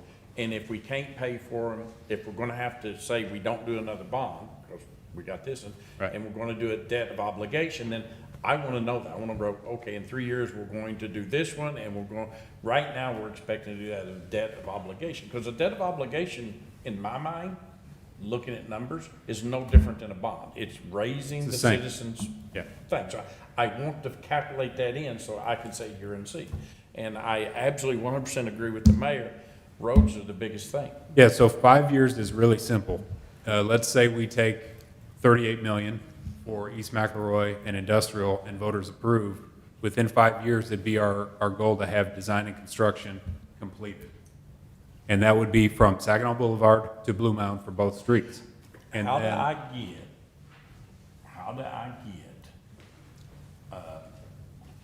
hold on, give me, I lost. Trying when you have dyslexia and you look up. McElroy Industrial Central Park and the rest of the other one we said fixed. Yeah, that's right. So McElroy, the section we're at now, except for West McElroy, we already have bond funds issued to reconstruct. You all participated, or not all of you, but most of you in the design meeting we had to talk about the medians, that sort of thing. We've got money. That's going to happen. We haven't bid yet, but we will. What's our ballpark time to bid?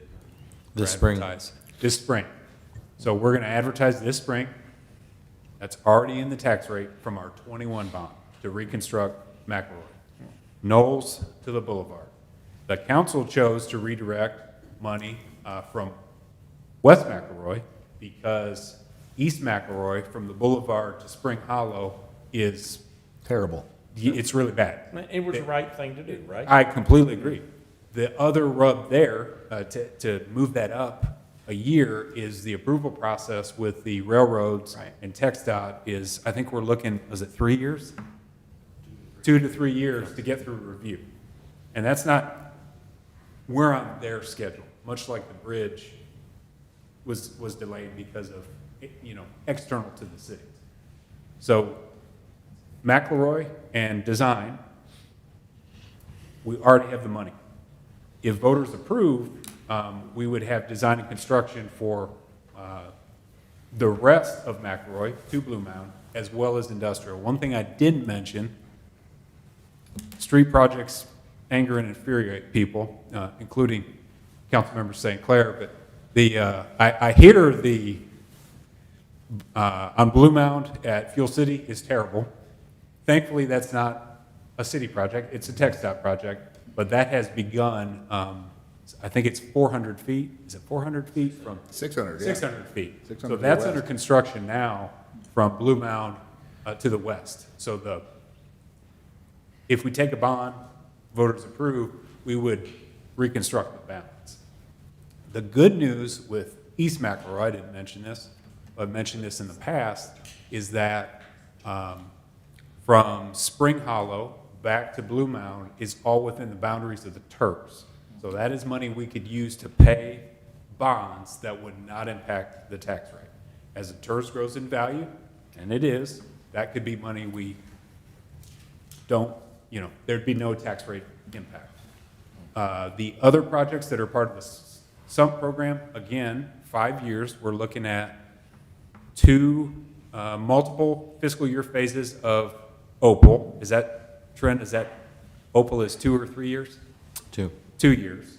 After that, Park Center, which again, we're using pavement condition as the guide, would be next up to bat. Does that answer the question?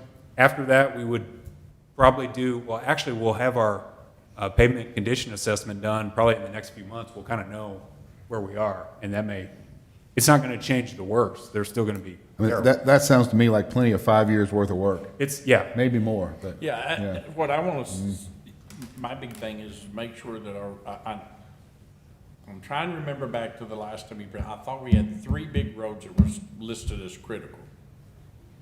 Okay? And then we had some others right underneath it. And I just want to make sure that when we do this bond, that we also take into account, if we only do 2 of the 3 critical roads, well, this third critical one's got to be fixed somehow. Yeah. You know, we can't wait another 10, 15 years. I mean, Yeah, I think Hampshire was on that list, if I remember correctly, somewhere. so I just want it laid out to where I can say, okay, the bond's going to fix these 2. It's going to cost this much, and here's what we expect over time it to cost in taxes to the citizen. Well, we got these other roads, and here's how they're going to be fixed, you know? And if it's a debt of obligation, or if it's something like that, it needs to be put in there. And if it's going to be in 3 years, we'll do this one. And just laid out so that I can see it and understand it. Now, we said Park Center will not be done, Park Center and Opal will not be done with taxable money, with bonds. So it'll be done with money we already have. Yes. As we It'll can take afford. time. It'll be a slower process. but- Right, well, So where I'm looking at it, industrial's the worst. We're doing that on the bond. McRoy, East McRoy is second. Doing those 2 on the bond. Those are the worst. Okay. I think the third one was Park Center, if I'm Yeah. correct. And that one we can do without bonds. And then close behind that is Hampshire? Would you do that would be slowly? Or Opal, I'm sorry. well, what about the rest of McElroy? How do we get the rest of McElroy done? The far west? Yep. Yeah, the far west piece I don't think graded out as poorly as the others. Yeah, but that was done before Tricon was running those trucks through there. That thing's falling apart. Yeah. Well, we'll have updated PCI probably within the next few months. I just want to, for the roads, as you can see, I just want to understand it. Okay, here's what we got to do. And, okay, we're doing these underneath the bond, but these others have also got to be done. Correct. And they're either going to cost, they're going to cost the city something. We either can cover it under the budget we got and out over time, or we're going to have to do some type of obligation. Sure. Yeah, my thought, and Gabe asked me about this, my thought was, I don't like doing any roads with COs. I like taking that to voters. If we can do it with cash, even better. you know. Well, yeah. Right, that's of course the best, but, so if you ask me, what do I want on the bond, if I can only have one thing, it would be roads and it'd be McElroy Industrial. I would go, nothing else, those 2, that would take a huge step toward our transportation in the city. Okay, so then I guess my question back to you and your staff would be, we got the 2 that's you earmarked for the bond. Those are the worst, yeah. Then we got some others that we can pay out of our pocket over time. Are there any other roads out there that's in bad shape or coming into bad shape that we're either not gonna pay out of our pocket, or we're gonna have to roll it back into the bond, or we're just gonna tell the citizens they gotta live with it? Yeah, I was just gonna, the honest reality is our city or any city, there's not enough cash or political will to reconstruct every street. Yeah, I agree. You know, You we're just just pick trying the to worst take a ones. logical approach of worst first and main corridors. Yeah. As far as PCI, I don't know after Industrial, East McElroy, and Park Center, what, Well, we had West McElroy, East McElroy, and Industrial originally were the 3 streets that we were targeting. We're getting those 3. That's what we want to do. okay. The next one, Opal, which we're going to attack with street maintenance, as well as with Park Center, and utilizing our sump program. I found the email, the one where he ranked them critical, high, and low. There were 3 that are ranked critical. It was McRoy 2A, McRoy 2B, and Industrial Phase 1. The other high options we had were Industrial Phase 2, Opal Park Center, and then McRoy Phase 4, which is the west McRoy that's remaining. So everything is lining up well, but you're remembering 3 criticals because we broke them into phases, Okay, yeah. That's a good not corridors. So have we gotten any preliminary TAD numbers yet? No. Preliminary TAD numbers, we won't have a certified roll. That was kind of my concern is, if we're looking at borrowing money to do these things or, to go to the voters for a tax rate increase, and this might be something that you might know, what happens if we overextend ourselves and we do a bigger bond than maybe we should have? We were trying to be good stewards, we're trying to be responsible.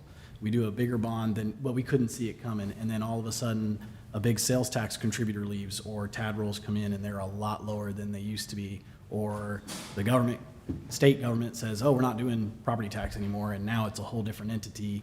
What do we do then? It's a good question, and I'm sure people ask you this. So the projections on the tax rate that I sent to you from our financial advisor is based on the following: that we have growth of 2%, which in the past 10 to 15 years is something we've seen from 2027 to 2030, and then no growth after that. So 2% is less than inflation. With new value plus existing value, I think that's reasonable. I would add that last year, or maybe our last meeting, I can't quite remember, Mark presented, and we initially told voters back in 21 that we could potentially would increase the tax rate up to 13 cents. And I think we ended up at 8. Is that correct on our bond? We went up 8 cents? It was less than the estimate. So we have prepared like a World War III scenario for you, the worst case, based on known values. The check valve for the council is, let's say we, like you mentioned, we had a major property taxpayer leave or some catastrophe. We just wouldn't issue the debt, right? So if voters approve, they'd say, okay, we authorize you, but the council still has to move forward with the sale, and we actually go through with it. And we don't sell it all at once. Right, We but sell if it we in- do execute, and then the following year, it's going to put more strain on our budget to try to pay those debts. If the following year, after we issue the debt, something happens and a major taxpayer leaves, or, and plus we're looking at, we're pretty much built out. I don't know how much more residential development is occurring. It's just, that's what I'm looking at, is I'm looking at some point, we gotta slow down, I think. Yeah. So we're just trying to, and that's why Nick is asking for, and Paul, I think too, as much information as we can get. Sure. Because we gotta be smart, and we gotta think about what we're doing and how much this is gonna cost us in the future. And I understand that maybe the city doesn't issue those if something happens, but we're giving you the green light to do so. So I just want to make sure that we're being smart, being conservative, and as we can be, but making sure that we take care of the things that are important, like roads. Yeah, absolutely. And short of issuing bonds, there's no way we can reconstruct these poor condition streets. So that would be the trade-off. And then we're also in a scenario, y'all are aware, although it's been some time, but that some of these streets are in a condition where it doesn't make sense to put a whole lot of money into them because they need to be reconstructed. So if you said, hey, we just want to cash fund and put a $500,000 patch, is that being responsible when we know at some point in the future? No, but, it's worth pointing out that we just approved for a remodel over here that we were paying cash for. Right. And then we talk about a $2 million ladder truck, but we can't pay cash for it. That's correct. And so if we're looking at the two of those, I would probably say safety is more important. So to me, it's hard for me to swallow that we can't pay cash for things. And I get it, that we're restricted, and now we've depleted those reserves more or less because we voted to do it. But can we save? Yeah, it's not that so much. If you think of it, the state allows us to take 3.5% more each year. The reality is, to do the exact same thing, our costs go up. And that's not because we're poor stewards, our staffing per capita in my entire time here has declined. We're doing more with less. The reality is we can't save up for big projects. They just would never happen. Well, I guess we could. If we were to save up within our operating budget for reconstruction, it's going to look like the face of the moon on East McElroy. Now, whether that's politically feasible for you as elected officials, that's on you, but you're going to get the complaints. There's not. Well, a to funding be fair, I'm not talking about a $38 million road project. Right. It's the other items that Sure. that I'm thinking about, you know, looking at a grand picture. Sure. Yeah.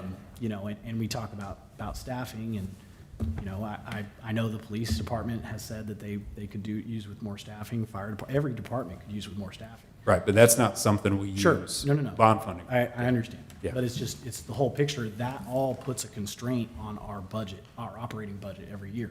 And if we're adding more debt, it costs to service that debt, which is going to be a strain. So, But that's not in the operating budget, right? So there's two parts to the tax rate. The O&M is the stuff, the people, and the ongoing contracts. The INS is the debt service. but it's all taxpayer funded. Absolutely, yeah. So it all increases taxes. When we talk about average numbers, I understand that the average for a 266K house might be 236 a year on that 38 million. Right. But that's an average. If there's a larger number of people who have been contesting their taxes, then by just the nature of how that process works, the people who might have a $266,000 house, but they bought it 2 years ago, they're going to have a higher tax rate if the person before them didn't contest their taxes. So now they're paying a lot more. So I'm just saying that we got to be careful. That's all. No, and I don't envy y'all's position because everybody wants more stuff and they don't want to pay for it. Our average assessed value for this budget year we're in was like 252. So the 266 that Andrew had shown is a little higher than average, but there's some higher, substantially higher, there's some less. So most every new, probably our newer subdivisions are probably higher than that 266, and some of the existing neighborhoods are below that. But yeah, absolutely. All right, I want to circle us back to streets, so we're still talking about streets. So the TERS, how much is that going to bring this down? So the TERS, as it stands today, has 200, what is it, maybe 250,000, Kim, in the balance? Yeah, it's not a huge amount, although that's growing each year. It could probably handle a couple million in capacity. Is Falcon within that TERS? That's where it starts, yeah, from there all the way back to Blue Mountain. So as the value in the TERS grows, you could either issue less debt for streets, or if bonds were issued, we would pay it back with TERS money, which would have the net effect of lowering the tax. So if the TERS projections ended up coming in higher, we could redirect that money to, like, say, the West McElroy or other stuff, as long as it's a streets project? No, it could only be within the boundary of the TERS. So No, but I mean, if we approve $38 million for streets. Yep, bonds, yeah, you could, yeah. Okay. And if the desire of the council would be to, go back outside of industrial or East McElroy, which are the worst, to go back to West McElroy, we certainly can do that. We've just done this pavement condition as a way to take an objective look at where we're going to put street out. I'm going to go with fixing the roads on which the experts over here can put it together using actual, quantitative data. Yeah. My big thing is just getting it all down and saying, Sure. okay, this road, and then, okay, we got these other roads, it's gonna have to be fixed, let's Yeah. say in the next 5-6 years. How are they getting funded? Right. For? Yeah. The last thing I wanna do is approve a multi-level bond, okay, so a new ABC bond. And then 2 years from now, be sitting here saying, boy, we gotta we gotta figure out some way to take an obligation or something to fix these other roads that we didn't think about. Yeah. Or that we did think about, but we didn't put it in what's this gonna cost citizens? Yeah, I think just wanna make sure that everything that's gonna impact the citizens from a debt moving forward, at least for the next, like I say, 5-10 years, it's, roads like that or Sure. whatever it is gotta be done. We gotta fix I agree, we got to maintain our buildings, and when buildings get 20-some years old, just like our houses, they gotta have a facelift. Right. And, to me, that's why you see bringing up the police department. It's 25 years old. Right. We can't sit here and pretend that it's not in the next 6, give or take a couple of years, going to have a facelift. Sure, and it's a great point. We've already put several $100,000 in the police Yeah, department with absolutely. roof replacement, HVAC. painting and. Yeah, HVAC was huge. Yeah, we did a minor renovation when dispatch. And I think that the two streets, the main streets, I think we can assume they're not gonna get better. Yeah. Right, Well, now, the yeah. other, I guess we'll know soon whenever the new PCI comes out, maybe number 3 or number 4, how much they've deteriorated. But I promise you, East McElroy's not getting better. Industrial's not. They're just, they get the tar beat out every day with truck traffic. Gabe, I think one thing we need to point out is, everything we've been concentrating on lately has been all of our thoroughfare roads that go through town, main travel roads, perimeter roads, which were in bad condition. Those are roads that are, truck traffic, concrete trucks, construction equipment, everything up and down those roads tearing them to pieces, which leaves us with just industrial, East McElroy, and out here, McElroy out here. We've had Wagner Robertson, which was reconstructed by the developer over there, which was on our program that we knew we was gonna have to fix. And we're fixing to do North Old Decatur. Once all that's done, then everything that we'll be working on, and all of those are concrete roads, every one of them. And anything left will be mostly residential streets, which we get a lot of help from the county. They're more equipped to come in and do the asphalt roads and rebuild them for us at a way cheaper price. I think once we have the new assessment done, we can go back and look and see just exactly where we're at, where we need to start heading.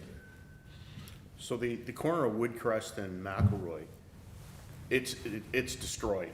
So Is Tricon gonna fix that, or Tricon are is we going gonna to have to fix pay that, for yes. it? He's already talked to them, and they're well aware they have to fix all that. Okay. Good. All right, so I'm going to circle back. So I think we have agreement, yes, we want to call a bond election in May, and yes, we want streets on it. I think we have agreement on that. And I think we have agreement, yes, we want streets, 38 million for East McElroy and industrial.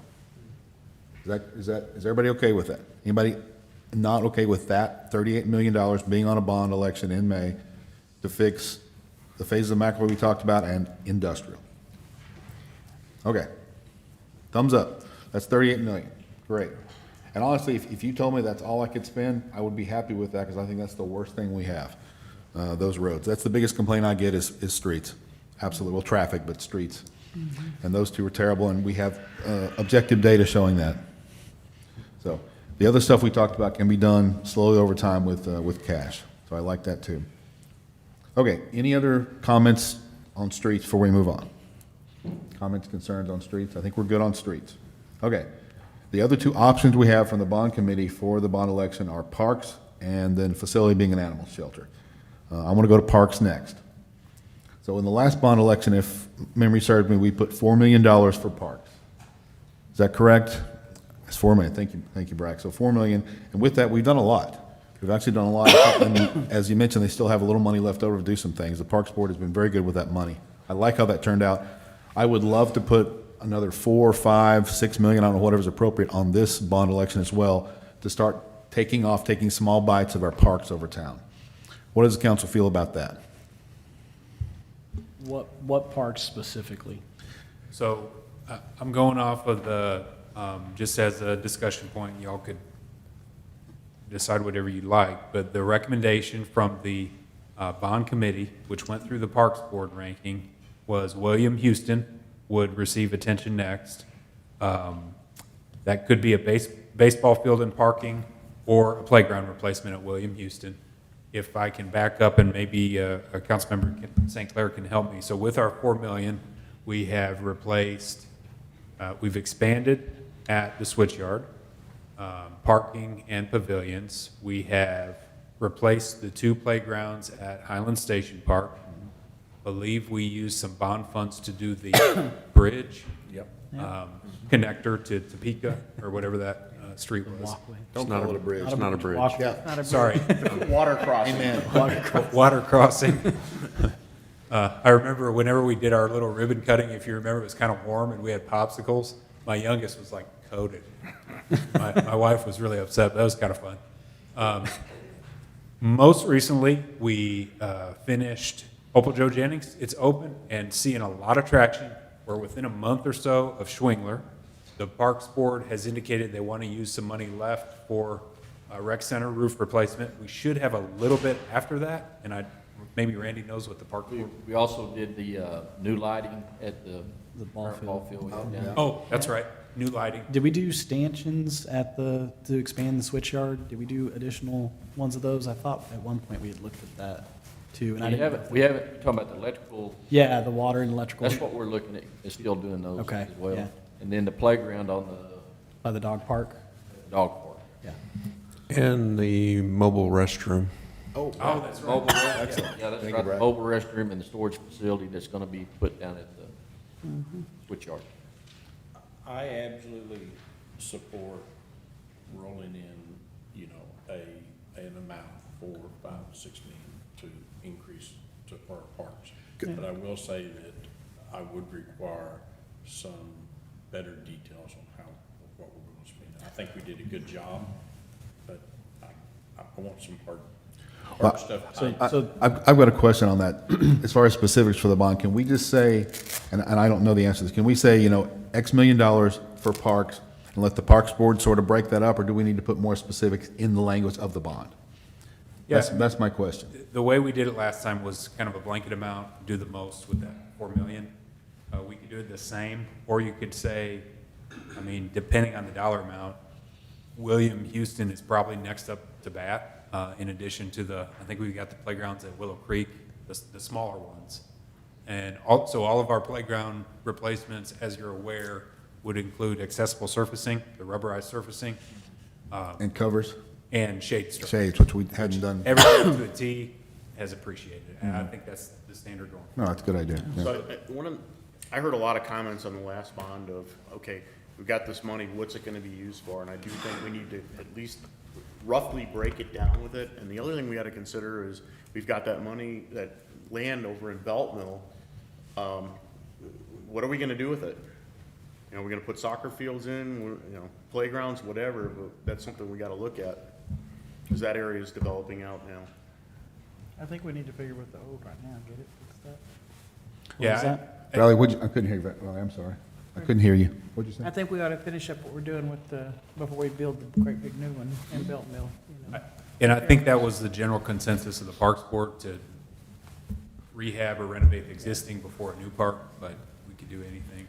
Hey, I see a former Parks Board alumni. Come on. You want to talk, Thomas? The man, the myth, the legend, Thomas Weaver, ladies and gentlemen.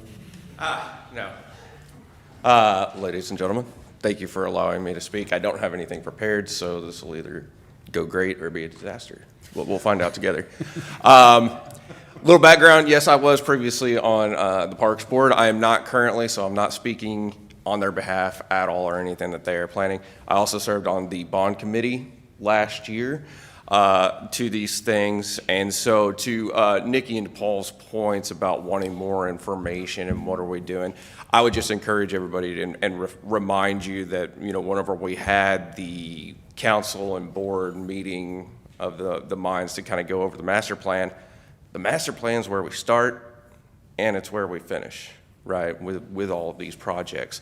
The $4 million that we had whenever you were on the board with us, yes, it was incredible the amount of things we were able to find to do. Part of that $4 million was also developing the parks master plan.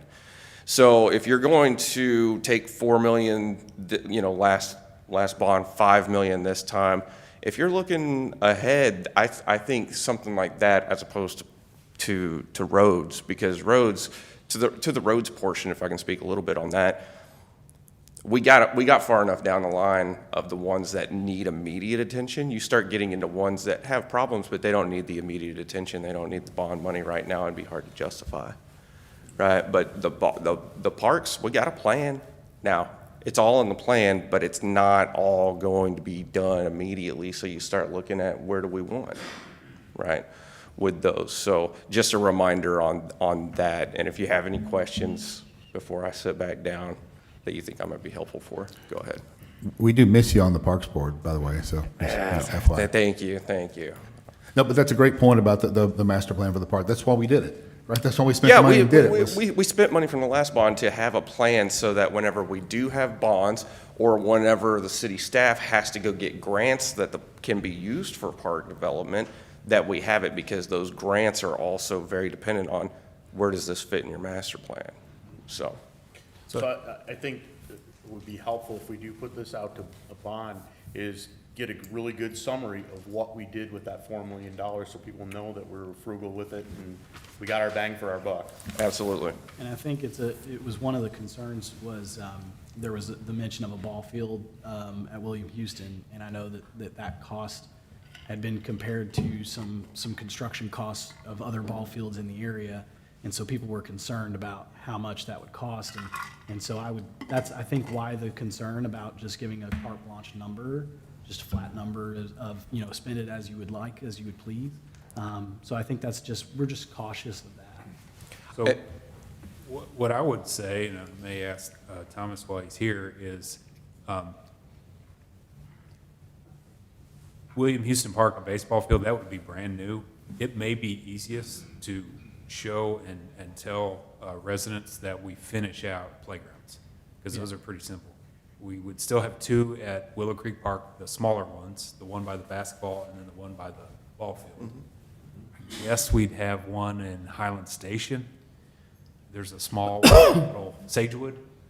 And then we'd have a playground facility at William Houston that needs to be upgraded. So to your point, and it's a big scary number, that ball field, because the drainage and the turf and all that would just be my thought, because people see those playgrounds, they get immediate use, and famous last words, they're relatively quick projects, like less than a year.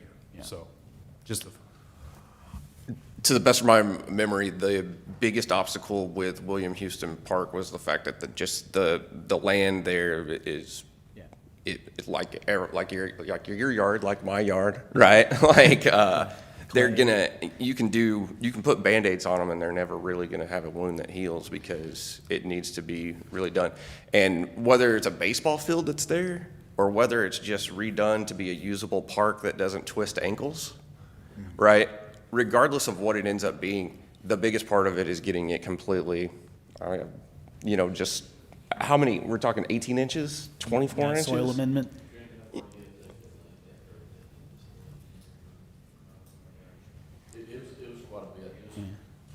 Probably has to go to the caliche, right below it. Yeah, so even if you were to look at it from the standpoint of, hey, before we can paint anything on this canvas, we've got to have it prep, like that's where it starts. And if that can be $5 million, I'm not telling you what to do, but it's just, that's what I would encourage y'all to think about with, this is going to be different than last time, because last time we didn't have the master plan. They said, you want $4 million, what are you going to spend it on? We don't know. That's why we had to figure it out and also get the plan. Now that you have the plan, anybody at any time can go. I don't know, is it online yet? I know that was something that we had worked on. Is the master plan online? Okay, sorry to put you on the spot there, Trenton. But, anybody could go and look at it at any time and see where we're at with initial cost at the time that the plan was put together. But then, okay, well, we want to see these numbers get updated. If we do $5 million, here's a list of things that are on the plan that can get done. Let's get updated numbers. Parks, I'm a big fan of. I'm a big fan of recreation as well. And so that's why I came tonight to be helpful if I could, because when you're talking about streets and when you're talking about taking care of animals, that's all very good, and people will say, I'll throw money behind that. And, I want my tax dollars being spent. It's a little bit harder whenever it's something like a park or a playground or a place that's for emotional benefit, right? Being outside, being engaged, exercising, you know, getting that. And so it's a little bit more difficult. And I think you got to be a little bit more precise with your, we're going to spend this money this way on this project. When in reference to parks, right? Because we got 4 million last time, we're getting 5 million this time. We got the pond project, which is, you know, a really cool one. It's my favorite one that's on the project, but we never get to it if we're constantly trying to take chunks and not have a plan. So what if we put in 6 million? Well, I was going to say. I'm good with 6. Yeah, I was going to say we also kind of glazed over the fire department one, right? So were we talking about including that in this as well? No, my thought would be we do not put the fire department, the fire truck on this bond. Okay. We talk about that later this year, It's potentially. my understanding you can't put the fire truck in a bond because a bond's a 20-year payoff, and state rules will not allow you to put something in a bond that its end of life is before the payoff. So you could bring it to voters. We done? Thank you. Thank you, Thomas. Appreciate it, buddy. The COs that are recommended and why cities are bringing COs is that the council makes a determination, can issue. Again, we kind of established that residents expect public safety. So that'd be a CO. That would So be, just to simplify, we're just going to CO that, possibly vote on it. Possibly. that's right. And then, so we're just talking about park. Okay. The council would approve that. To the point of the amortization, the debt would be amortized over the useful life of the apparatus. I believe, is it 15 years? Frontline 15 to 20 varies greatly. Yeah.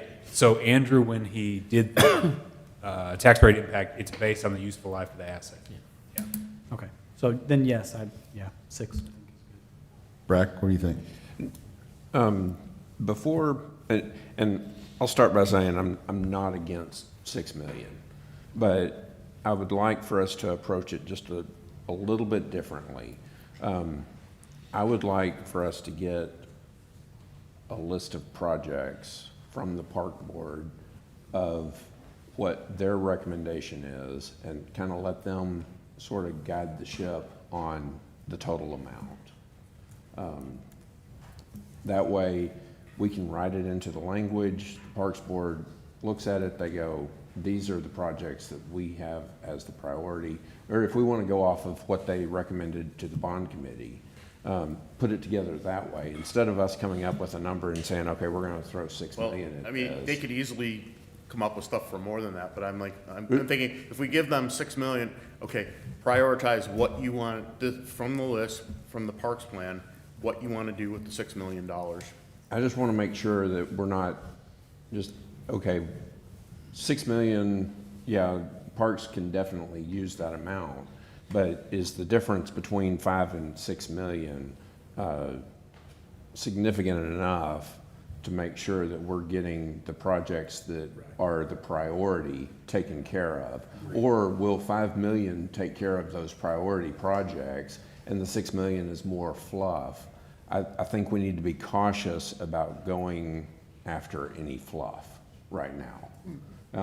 And so I'm not saying I'm against 6 million at all. Please don't misunderstand me.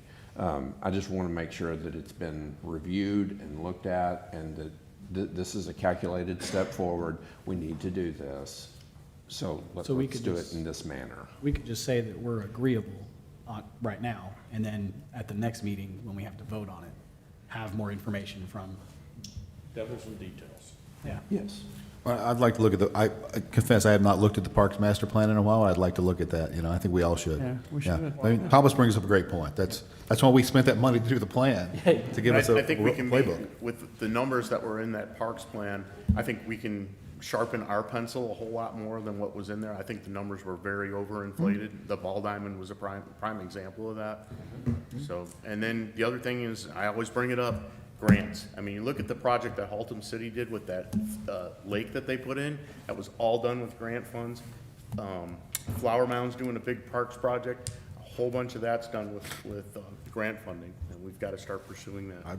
Stretch our money even further. Oh, that'd be great. I definitely agree with the looking at that master plan, but also too, we asked citizens, this was one of the things with what they want us to look at. And I remember distinctly in the top 3 was they wanted their trails connected together. So that's something that would have to be looked at. That's a good point, very good point. So I do agree, we need to go back, look at that, look at our master plan, and then ask the parks team, take those 2 and then come up with, you know, your list, your wish list. All right, Mary, I haven't heard from you. What are your thoughts? Yeah, I'm all in favor of improving our parks, you know, whenever we can, and I think our Parks Board does a great job of prioritizing. I think we'll come up with some good projects. Valerie, you have anything on that? No, I think y'all covered that. All right, so I think, so as a straw man, we're looking at 6 million pending details from master plan and the Parks Board. Is that fair to say? Yeah. Everybody okay with that? Yeah. Gabe, is that significant, is that specific enough direction for staff? Yeah, I would just tell you that by the time you're going to have to call the election February 3rd, we're not going to be able to, I guess we could have a special called Parks Board meeting, if you'd like. Is that the consensus? Do we need a Parks Board meeting, or do we need to just poll the Parks Board members? What's the best way to go about that? And I don't know, I'm asking. Who's our liaison? Ain't that you? There you go, dump it on him.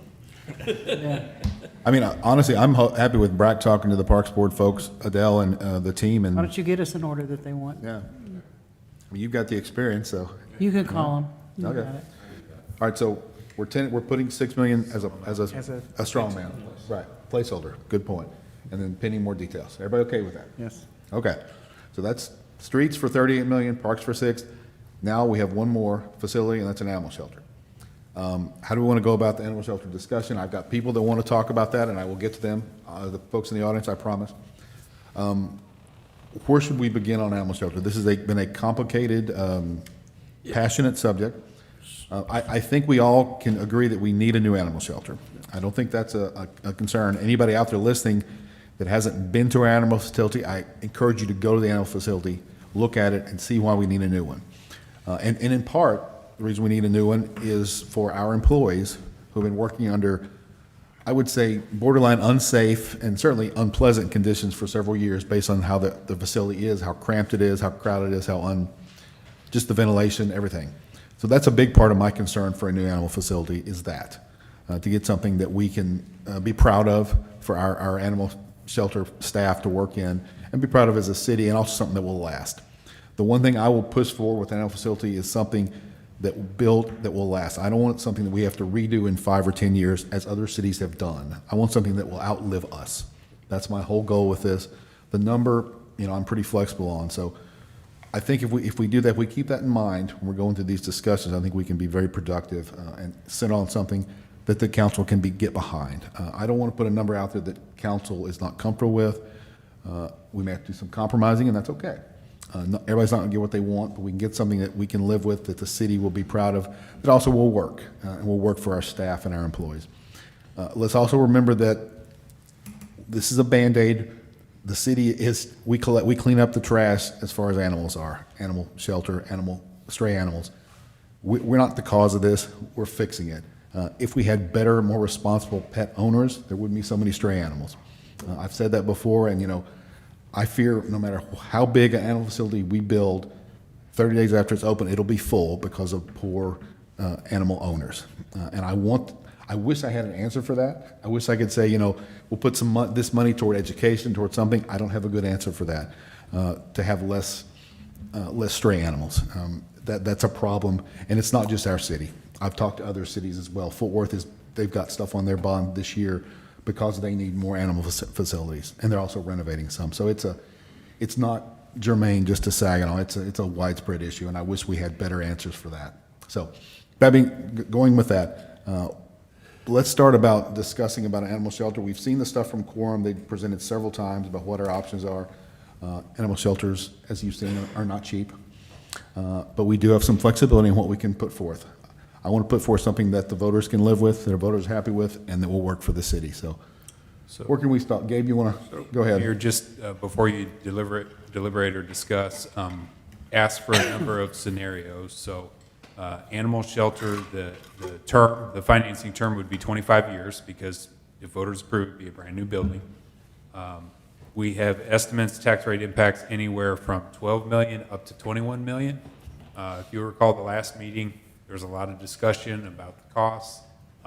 These amounts, should you desire to bring anything to voters, would be all in. That includes land costs, that includes design costs, and actual construction. So if you pick 15 million, that's all in. We don't go a penny above. That's the not to exceed budget. There was a lot of discussion because these numbers are big, just like any city facility. I think that with 2 architects, we have a reasonable range of per square footage cost. We also have a good idea of the cost for getting a site ready to build a ground-up facility. So trying to think if there was a mention of whether utilities could be extended to the site we've talked about. 100%, and absolutely, we can get utilities to that site off the file. Electricity, of course, water, sewer, and then internet service. So, yeah. Now, there was one thing that I forgot to mention was the land itself. Our previous estimates, we had rolled the land into this bond. There's been discussions and a possibility, do we want to break out the land purchase separately as a separate CO and put the animal shelter facility, the building, on the bond? What do y'all think about that? I think that if taken what I've heard up till now, that it isn't really feasible we don't have any other land that the city currently owns it's feasible to build an animal shelter. And the risk of losing this piece of property, okay, like I said, I'm going on trust here, that what I've been told is true, okay? And I have no reason to think anybody's lied to me on it or give me false statements. Then I think that we need to hedge our bets and get that property before it gets sold. So do it at a CO not on the bond? Yeah. But prior to the... Yeah, and it's really to me, it's a low risk because the property value isn't going to go down. And if something happens and we end up, say, figuring out a way to build it on property we already have, we can just turn around and sell the property. So to me, it's a good backup. What does the rest of council think What on is that? the amount for the land now? Because there was numbers that it bounced from 600,000 to 900,000 and. Well, it's always been the difference between the swap of the properties based on the valuations that were done a year ago, like Gabe earlier mentioned. So that's $690,000 difference, and the landowner wants cash plus the swap of the property. And that's in line with what the property's value? Yes. Estimate. That's what it appraised at, correct? The appraisal value. And that was for the full 5 acres. It's 5 acres? Five, Okay, yeah, 5 acres, kind of. okay. So I had sent in a question about, because one of the questions that was asked was if all of this falls through, it doesn't get voted up or whatever, that we would be limited to only being able to build in that location. And I always thought that that was not an option. So the question that I have is, what about the Public Works facility that's there? And is there a possibility to combine those 2 lots? And the animal arts, you said earlier tonight that was to rebuild in the existing location. Was that to use the existing lot as it is, or was that to expand to where Public Works is? Yeah, Pedro, could you pull that USB up and find the screenshot that says, that doesn't say property in the title, and see if you can pull that up. So we talked about the total piece of property where the Public Works and Animal Shelter exists today that the city owns is slightly over 5 acres. The animal shelter footprint between the building, all of the little outbuildings, and the parking area is roughly 0.7 acres. There's another 0.8 acres or so to the east of that that is separated from the larger piece by an easement that goes to the cell tower that's in the back of the property, on the north end of the property.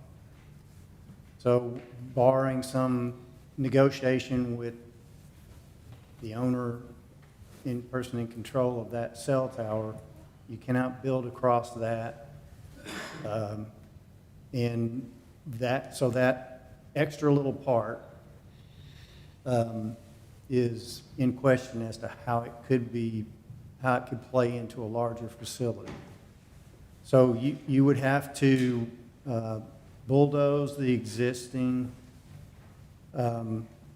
Public Works building to be able to expand, to put any of these proposed footprints on it.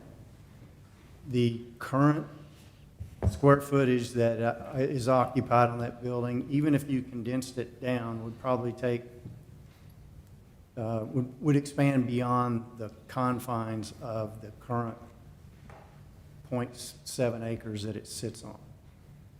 So it would have to be considerably smaller, or probably somewhere in the neighborhood of no more than 6,000 square feet, which is a little more than what we have today, when you add up all of those little outbuildings and sheds and all that stuff.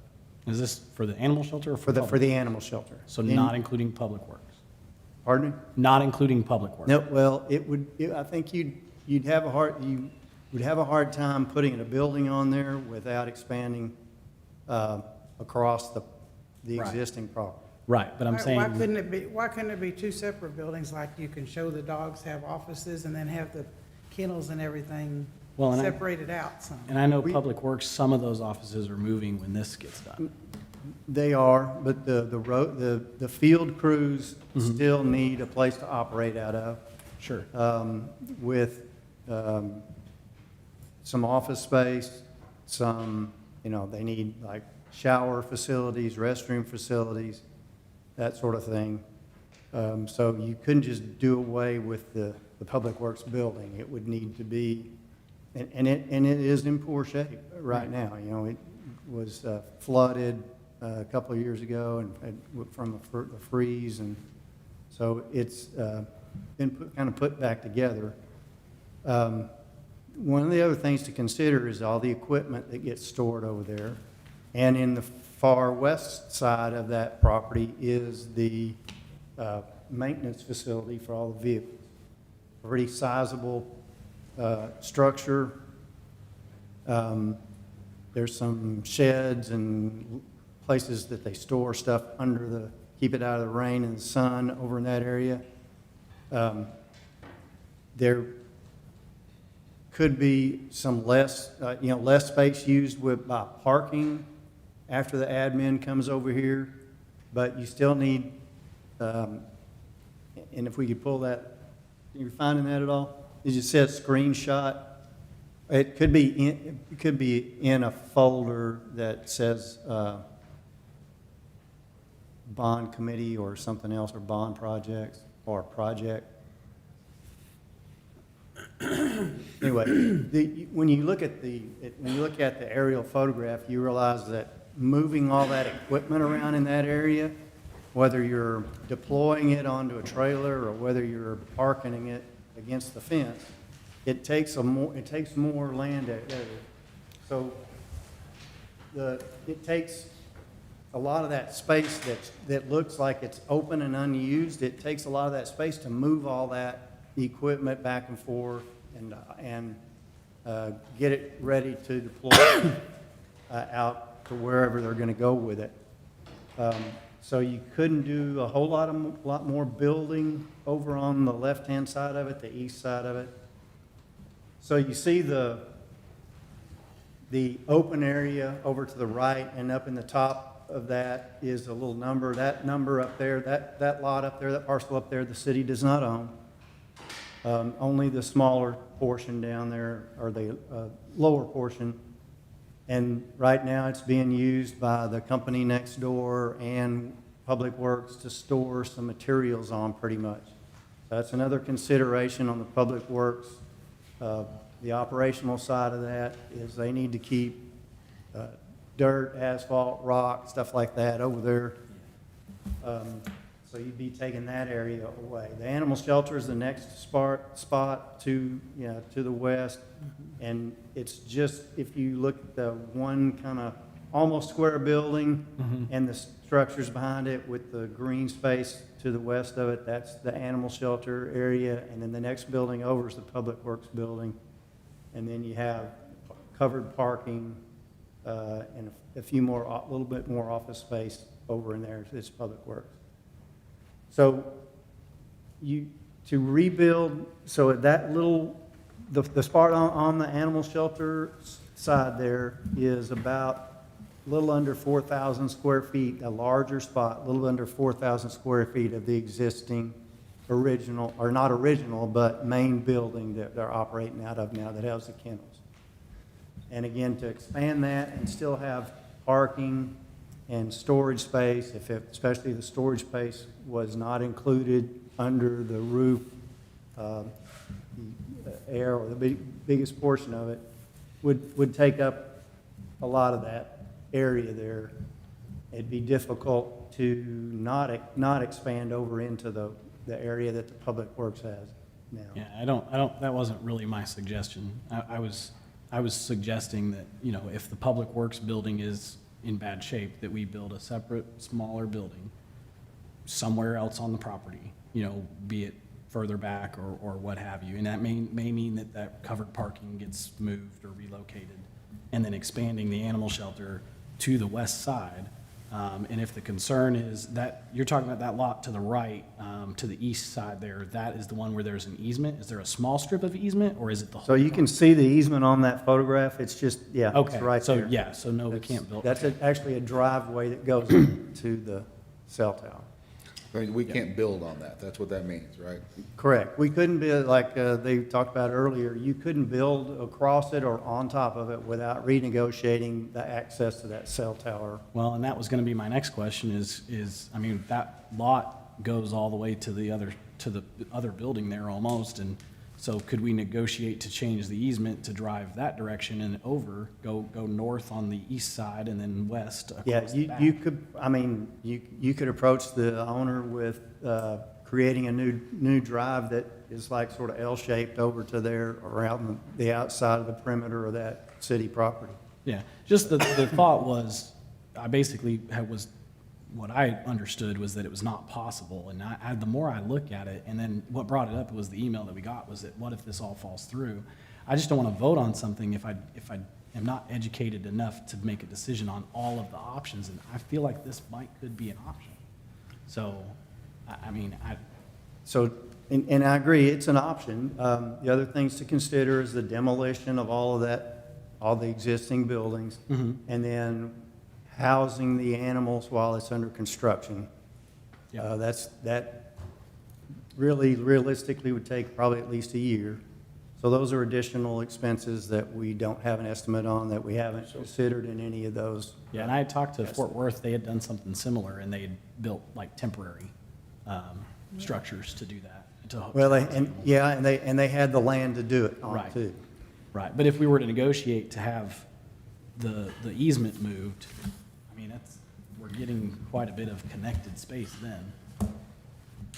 And I don't know, I mean, this is, again, it's more information that now I'm thinking, and I'm like, okay, what are our options? Yeah, so, and one of the reasons that it was ruled out initially is all of the things that we've already discussed, but also both needs assessments said that they recommended you needed at least 2 to 3 acres in order to rebuild a new facility. Right. So if you take that lot plus a larger portion, the lot that the animal shelter currently sits on, plus the majority of that lot that's next to it, and possibly a small portion of the Public Works building if it gets knocked down, would that suffice to that 2 acres? You could squeeze 2 acres into that. So again, the major portion of that rectangle over to the railroad tracks edge there, including the spot that we store the materials on, that's all just barely over 5 acres. So here's what I'm worried about. on this. So one, Randy, I would need to hear from Randy and his team. What can, show me this area that you need to keep. In other words, it's going to start inflicting major pain on our public works guys. You know, we start encroaching in it, because like you said, But it may yeah, not we be. can go over and take that space, but that's where they put their dirt, and that's where they put That's the a gravel, material, and things like material that. storage. Right. So I'm trying, what I don't want to do, it's almost like you need to take this, and Randy needs to take that and start drawing, okay, we need this space, and then what's left. And if we, let's say we tear both of those buildings down, well, we're gonna have to build another building back for the people who work there. It don't have to be as big, of course, because a lot of public works is coming over here, but there's still a sizable group of people over there. And what kind of building would we need to build them? And how do we pay for that building? And- Yeah, well, you know, do you add it into, you know? That's what I'm looking Yeah. at is, you know, doing a one bond for all of that. Yeah. So a couple other pieces with both consultants. One was getting access to it and getting people to come and look at the animals and adopt them out so we don't have so many sitting there.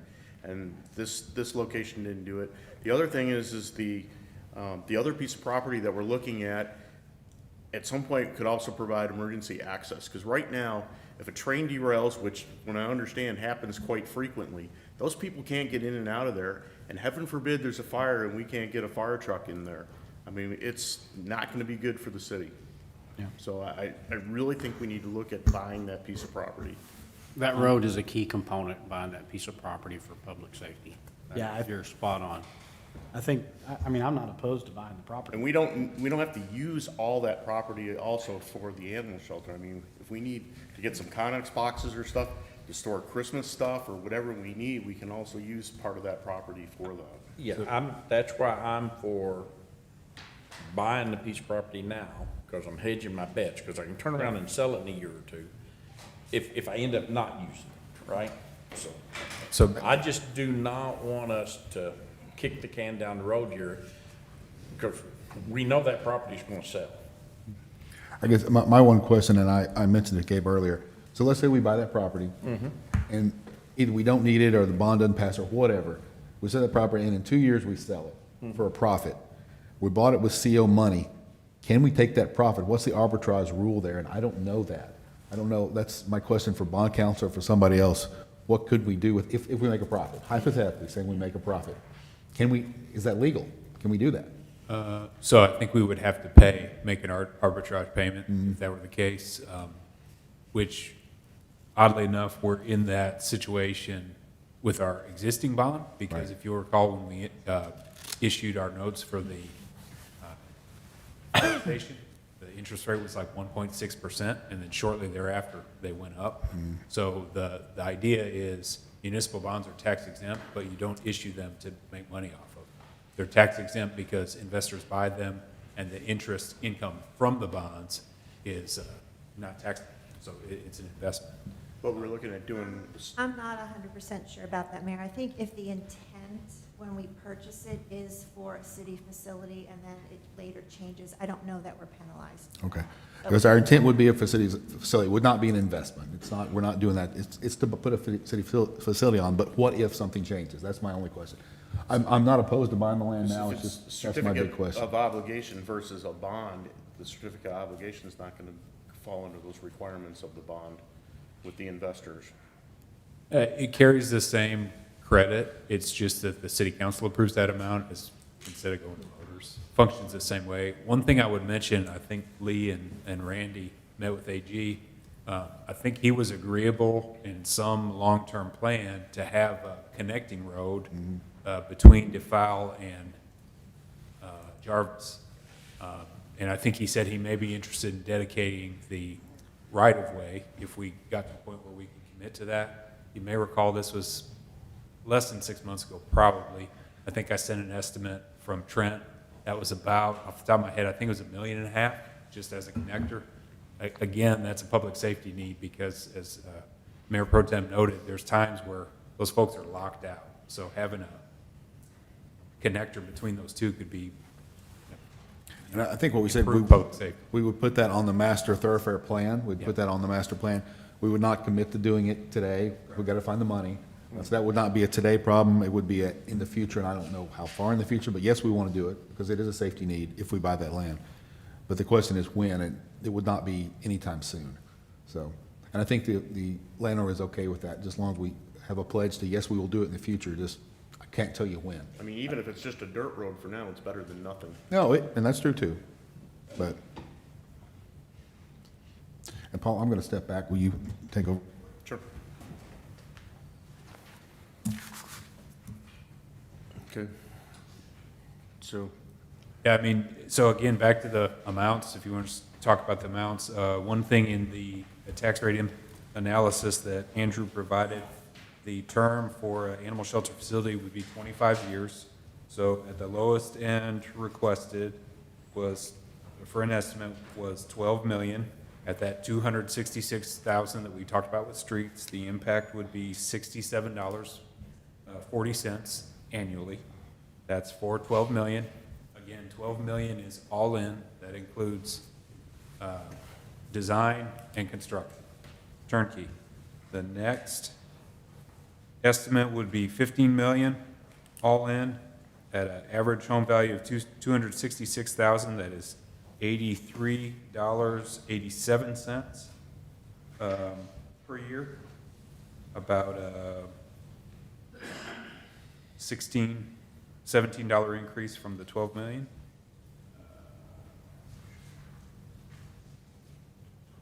15.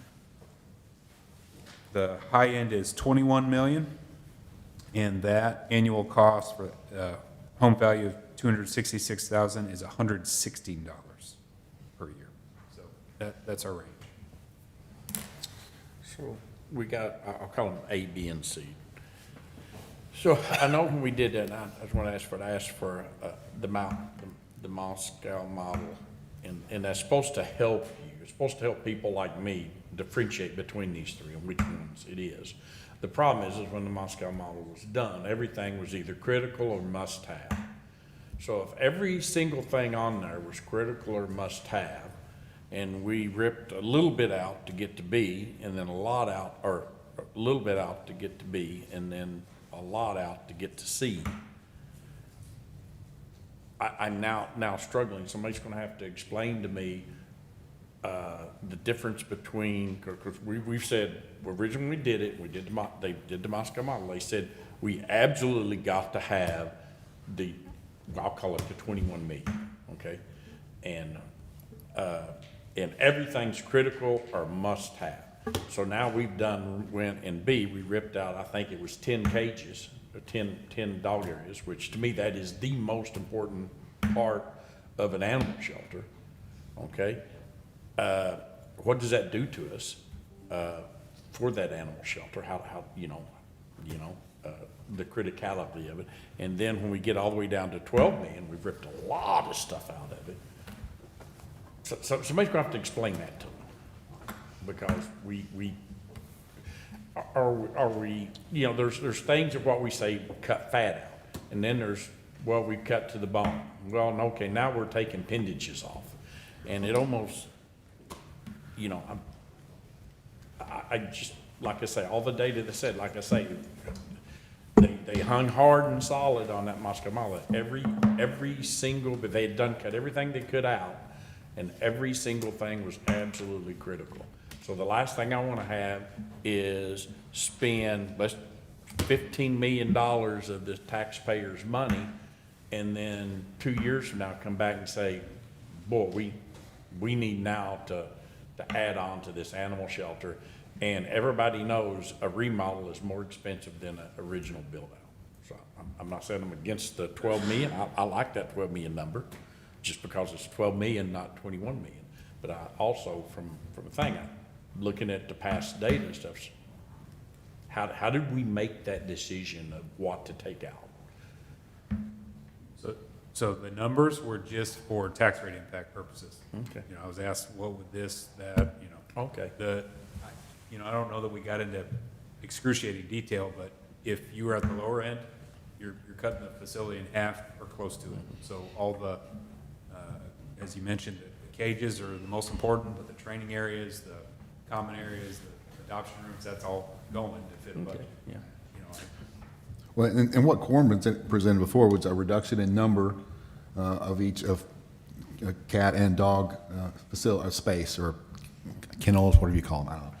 A reduction in those, she showed, was this much before, and we cut it down to this much to get down to the number. So that's what you would lose. You'd lose some capacity. Yeah, I might just add to that, just recall that the Moscow model was worked through by the advisory board, and some staff members. So, in one of the biggest advantages to building a new shelter is to be able to have the features in a new shelter that we don't have now. And they're very lengthy, and they're really very important to the overall operation and to the public. So that's why it turned out that almost everything in there was a must-have or definitely considered to be a need. The cutting, like Gabe said, the first cut that you see in the green shade to get to option 2 was finding one of the most expensive features in the whole place, which is the dog kennels, both in construction and equipment and materials. That's per square foot one of the higher parts, or the highest part of that whole building. You would not get to those options, the option 2 and 3, without cutting part of the dog kennels out. Unless you significantly just hacked off like half the building. So when you get to the option 3, it included the training room, the dog kennels, which the training room is the largest space other than the dog kennels that's in the shelter. So Quorum cut that out to reduce, make an immediate impact to square footage. Then the third option cuts out a good deal of storage space, which could be supplemented with an outbuilding like we do now, a shipping crate, a cheaper version of something there. However, you're talking about, again, impedance to the workflow, causing more staff time to do certain things if that storage is off underneath, not underneath the same roof. There was a little bit of room up front that was cut out in the lobby area, which included a cat room and one of the get-to-know rooms. That was up there realistically, not only just to have additional space, but for aesthetic purposes as well, to make it an inviting, cheerful place for people to walk in, which is one of the issues that we obviously don't have now. So to go from 21 million to 15 million, we removed 10 dog kennels. I remember that. Okay. And Did we get the revised numbers? Because I know there was a lot of questions regarding the numbers. Yes, the last version that I sent you is the correct one, and she did make an escalation mistake on the table on one of them. then to get from the 15 million down to 12 million, did we remove more than those 10 dog kennels? Yes. So how many more dog kennels did we remove? Well, inside? It removed the training room and then Okay, some I'm just additional, talking yeah, about I'm sorry. It removed the same dog kennels in option from 1 to 2, and the training room, Okay, which we was lost the also training. 1 to 2.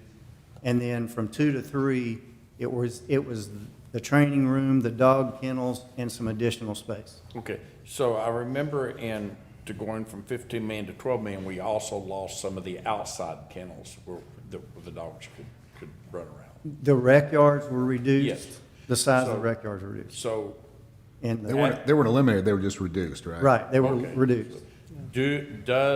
does the 12 million give us the ability to move the dogs from inside, all the dogs that we have currently that would have inside kennels, out to the outside kennels so they can clean them? Yes. Or so that would still be the case? We could move them all out, clean them all at one time? Okay, gotcha. All right, Brack, you had- Yeah, I just want to make a point of clarification. Lee, correct me if I'm wrong on this, but the three options were all presented in $2025. Reality is, we're not going to build a facility in 2025. So I think we need to start referring to this in 2027 dollars, because we need to make sure that we're including the cost of what it's going to cost us to get it built. We don't need to approve a bond for 15 million when we're all thinking in our heads that it's a $15 million facility, but it's going to cost us 17 by the time we get to construction. So we can't afford to come back on dollars. Whatever we get approved, we've got to be able to build it for that. I want to reiterate a couple of things too. I'm going to use a soapbox for a minute. Go ahead. One, we have to have a new animal shelter.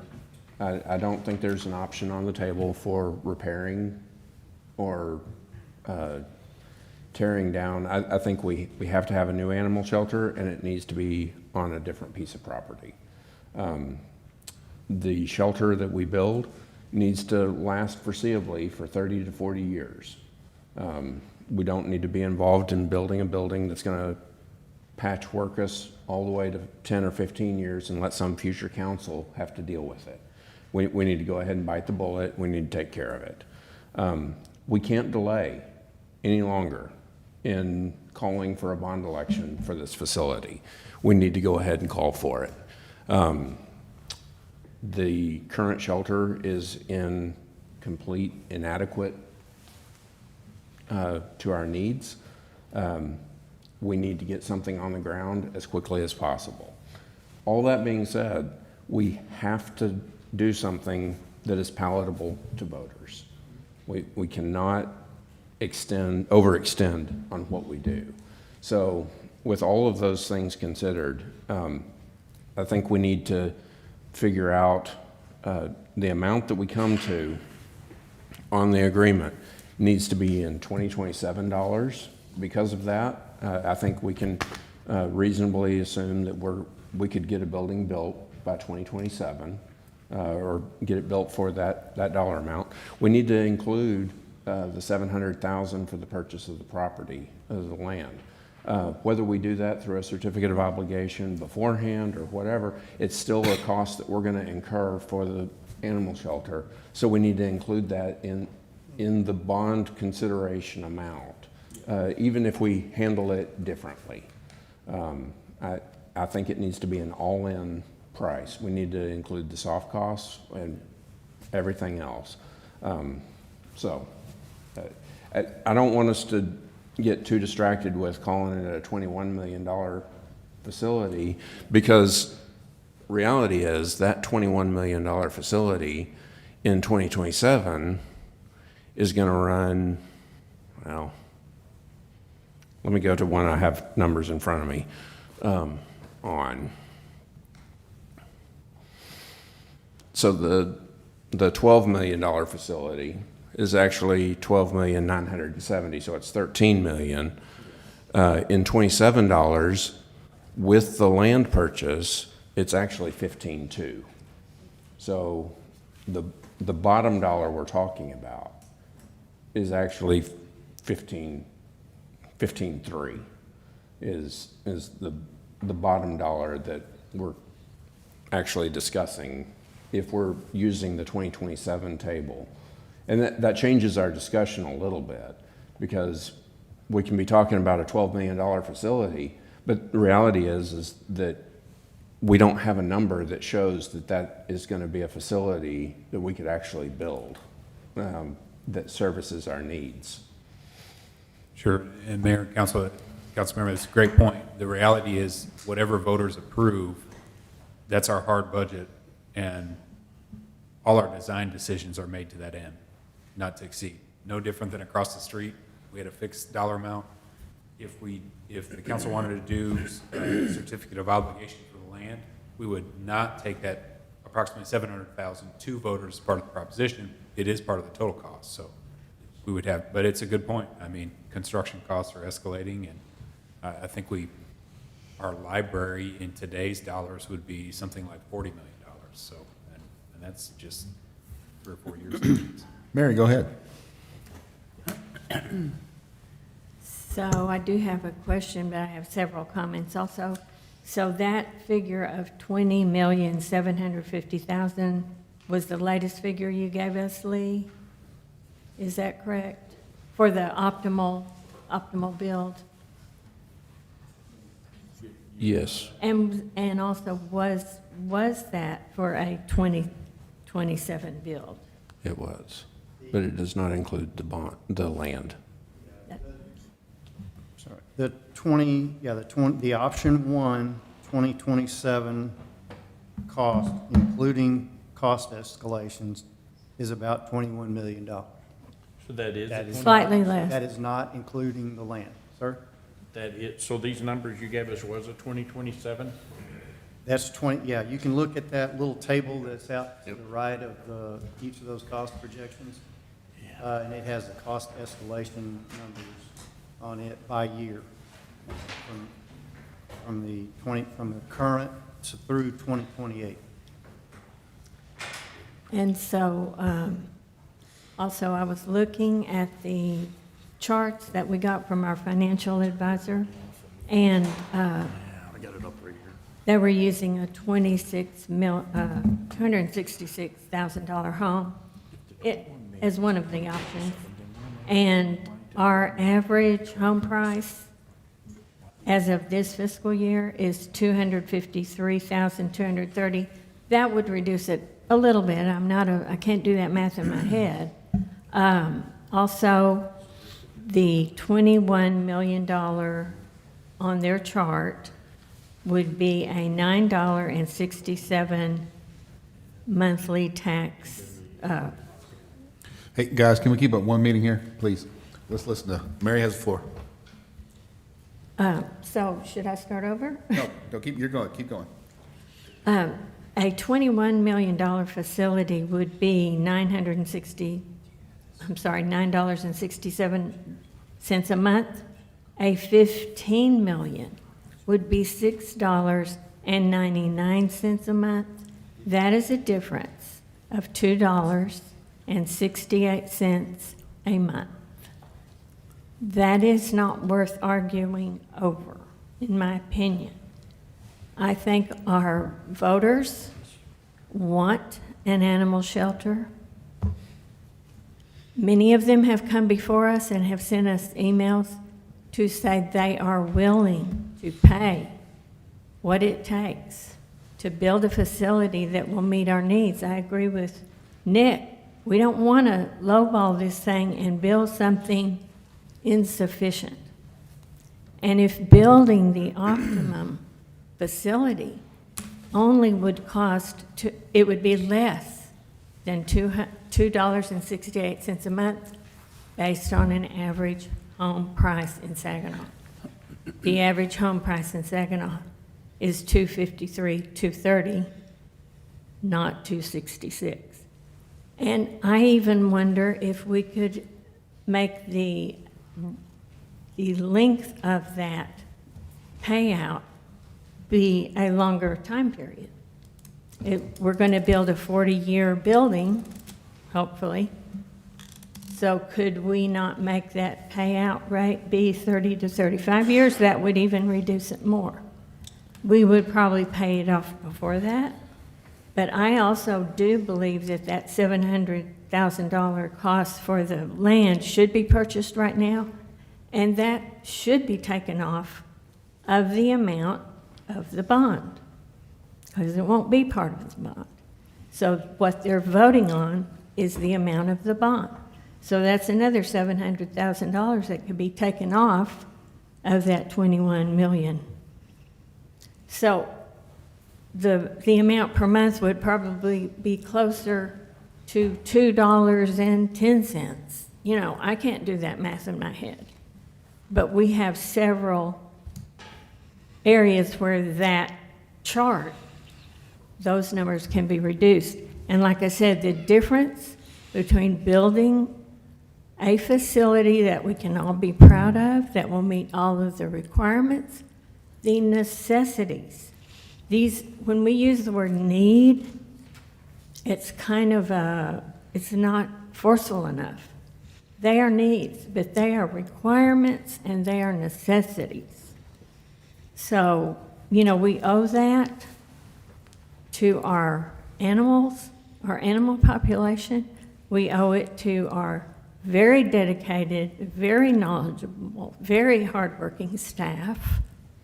And we owe it to our residents to give them a facility they can be proud of. And for $2 a month extra, I think we would be making a huge mistake not to go for the optimum build. And I agree with Nick, we don't want to go low and then have to sink more money into it later, or just accept the fact that it's not adequate. We would have those two choices. Thank you, Mary. Hey, we've got some folks that want to speak on this, and they've been very patient, and I appreciate y'all. It is getting late, but I won't let y'all go now while we're, so I've got some folks that wanted to speak. Tabitha O'Connor.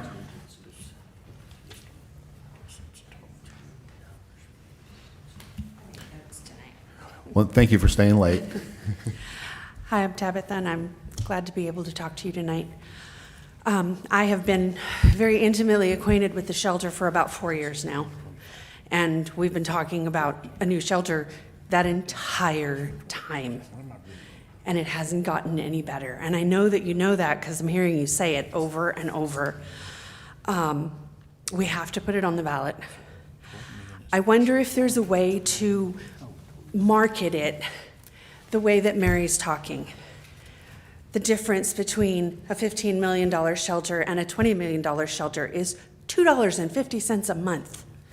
Now, I get it. There are families that that's going to be a problem for. It's going to be a problem either way. But if we can market it so that people understand the difference and really how little a difference it is, I think that we have a better chance of getting it to pass. I've heard a couple of remarks tonight about the staff. We talk a lot about the inadequacy for the animals, but the staff gives everything they have day after day in a space that we all agree is not adequate for the animals in their care. Tabitha, I'm sorry. Guys, we got to stop talking. We got to stop this. We got to listen to her, please. Everybody, let's listen to one person at a time. I'm sorry, ma'am. Continue.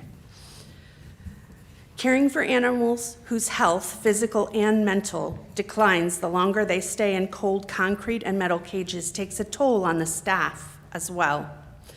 Choosing animals for code red lists is heartbreaking.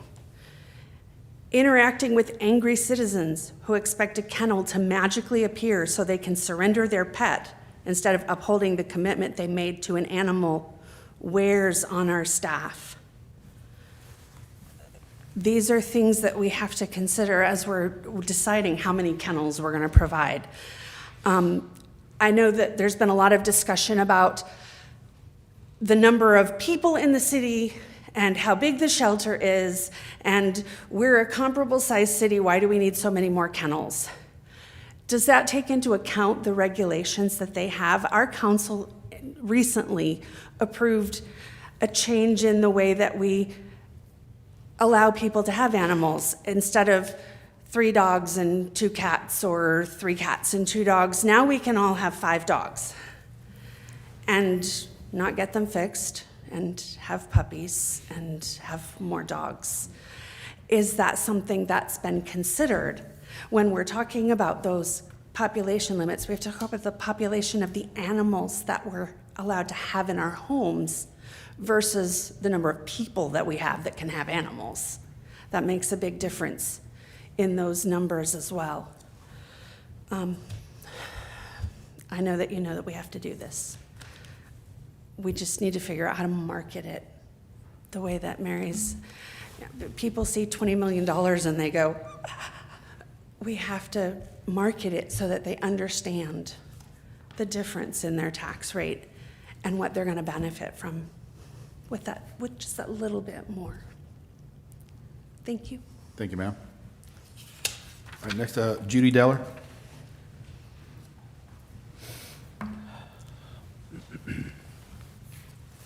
Welcome. Good evening, thank you. My name is Judy Deller, and I appreciate the opportunity to speak. I've been a member of the Animal Shelter Advisory Board since 2022, and I currently serve as vice chair on that board. I participated in the original workshop with Animal Arts, I believe is the name, and that was around 22, 23. That assessment was presented to the council, and you listened, but you took no action. I served on the most recent bond committee. We presented those recommendations. The animal shelter was at the top of the list, and I believe Adele came in and said that we needed to go with the $18 million listing. Again, you listened, and took no action. I've now attended several of these assessments, these needs assessments, and Quorum was the last one. They presented it to the Animal Shelter Board, and I believe they presented it here twice. You listened but took no action. Several of you had voiced that we need a new one, but no one has stepped up to say, now it's time to do it. The citizens need to take this on and look at it. We had the McElroy, I'm sorry? You can't hear me? We had the meeting, the town hall meeting at the new Library Senior Center for the McElroy. We need to do that, and like she said, put out there what we're going to have, how much it's going to cost everybody. But don't let this die. This has got to go on the bond. We've got to get it going. And I agree with Councilman Lawson, who said, listen to the citizens and listen to the professionals. We've had 2 different professional companies come in and tell us what we need. And we had the workers, the guys, the girls that are actually out there doing this job 24/7, and they need some relief. Thank you. Thank you, ma'am. Joe Stout.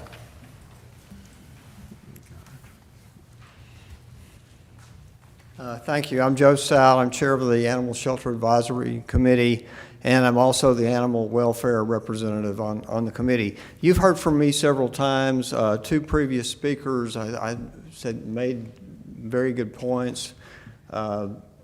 In your discussion, some very good points were made. So I'm really not going to go through everything again. Something struck me tonight that when we were hearing the invocation, which by the way I thought was really, really good, really moving. There were some words there that I wrote down. He mentioned that this body has to make some difficult decisions.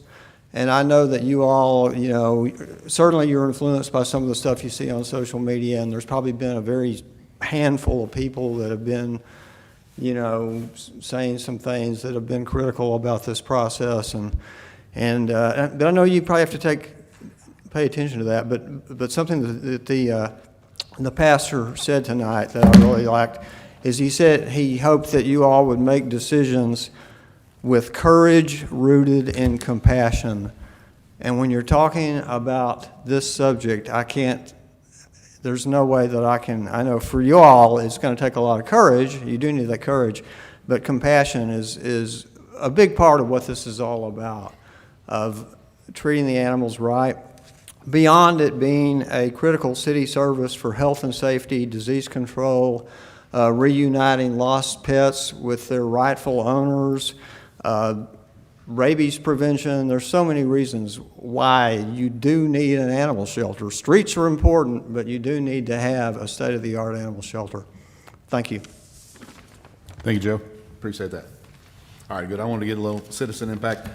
Anyone else here wish to speak? You certainly can at this time. I don't want to leave anybody out.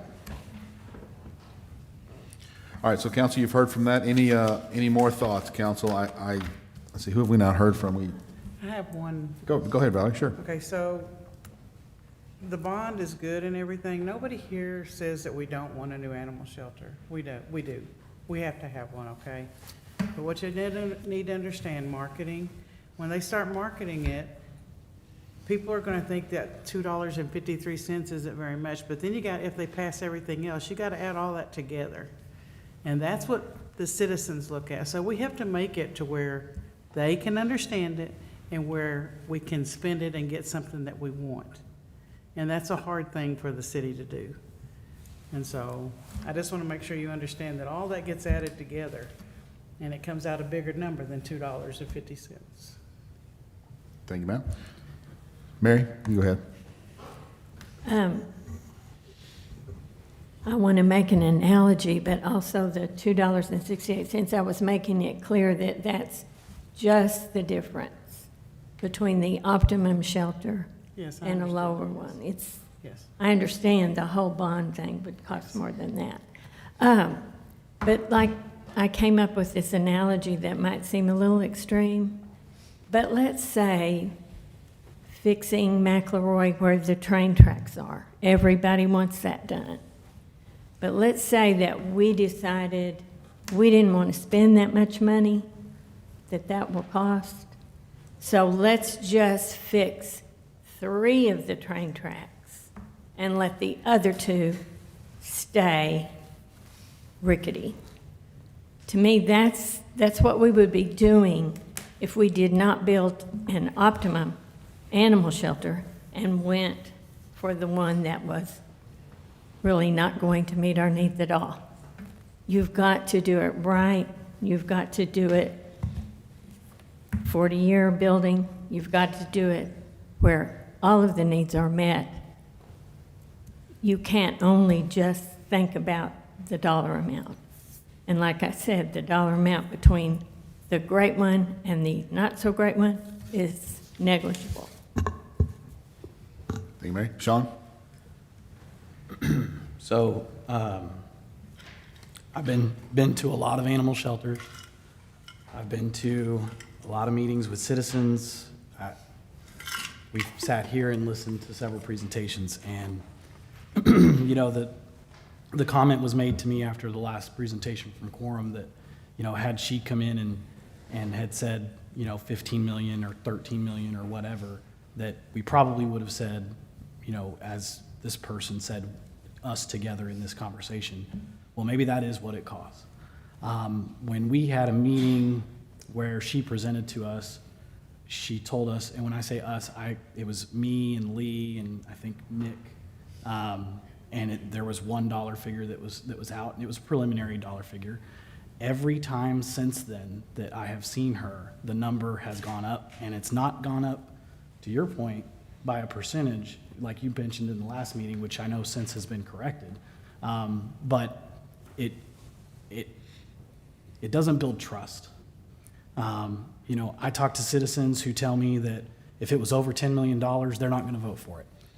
I'm not saying that that's the number that I'm choosing, but I do have to take into consideration that there's a limit to how much the citizens are willing to spend. I don't think that if we built a $10 million shelter that was brand new, or even $12 million, that anyone at the animal shelter would be upset that they're getting a brand new building. So I have to consider all of that. And I also have to consider Mary's point that it's minor dollars when we talk about how large it has to be. So for me, if we're gonna stick on a dollar figure, I mean, I'm gonna try to get it as low as I can, because that's the number, and I'm not saying we shortchange it, but I'm saying that we've also done really, really well, and when I say we, I mean staff, really, it's not we, we're just figureheads. But the staff has done a great job managing bond funds.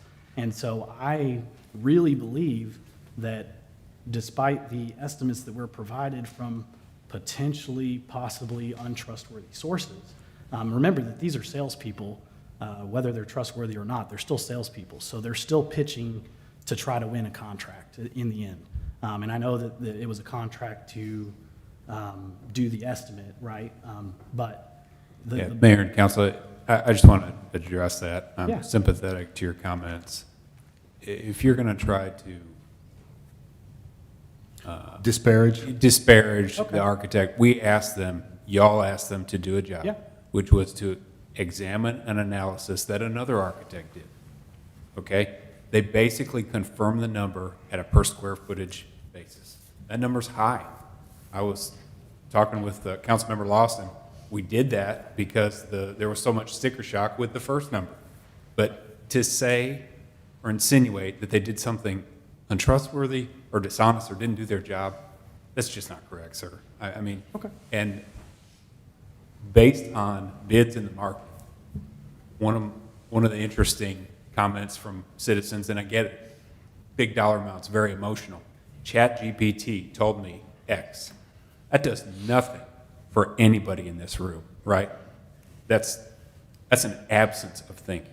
So what we have done is taken a professional approach and brought you the information for you to make a decision. And ultimately, as you've alluded to, you pick a dollar amount that you feel you can get behind and that residents could get behind, right, and support.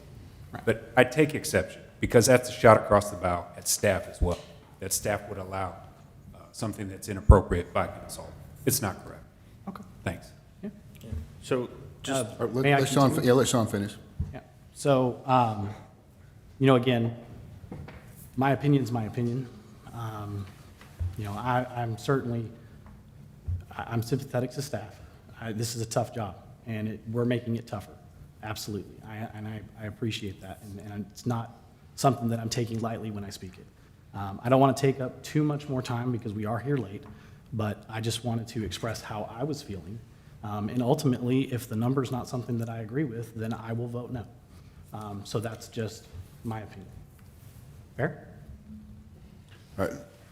so Yeah, go ahead, Paul. to kind of go along with what Valerie said, I ran the numbers with the $24 a year for the certificate of obligation for the fire truck and the fire station, the roads, and then $5 million for parks, and using a figure of $15 million for the animal shelter.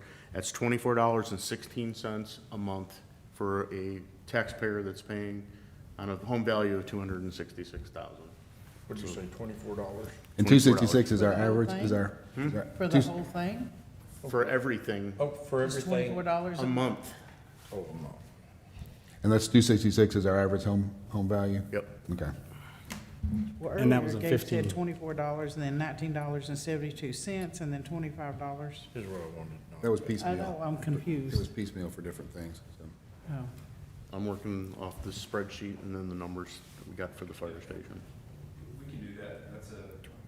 That's a good exercise. So, again, 266 is not the average value, but it's close enough for a discussion we've had this evening. So are we going on record, so let's say $2,400, are we going on record to say that everything we need to do over the next 6 years, all expenses, all that's going to do, all added up, is only going to raise the average citizen in Saginaw maximum after 6 years, us buying all this stuff, remodeling all these It's $24. things, is $288 a year? It'd be $406.69 a year. It's how much? $406.69 if you did the public safety certificates of obligations, the 38 million in streets, 21 million for animal shelter, and I have it as the original cost estimate, 5 million for parks, so it would be slightly higher than that. That gets Fire Station 2 Yes. renovated, that gets the rec center, whatever we need to do done to it, it gets the does- library It doesn't redone. include the rec centers. Yes. Yeah, that's at 21. I thought you said 15. I used the $15 million Okay, figure when I So did it. at 15 million, here's what I've got. 236.59, again, this was sent to you for the streets, that's annually. You got 83.87, about $84 for 15 million animal shelter. The 5 million for parks would be 29.86, and then approximately 24 million for 3.5 million for fire. So what's the total number? I think that's what everybody's looking What's for. the total number? Yeah. Is that what Kim just said, the 406? No, that was the 21 million animal Pardon? shelter. Okay. So the total number would be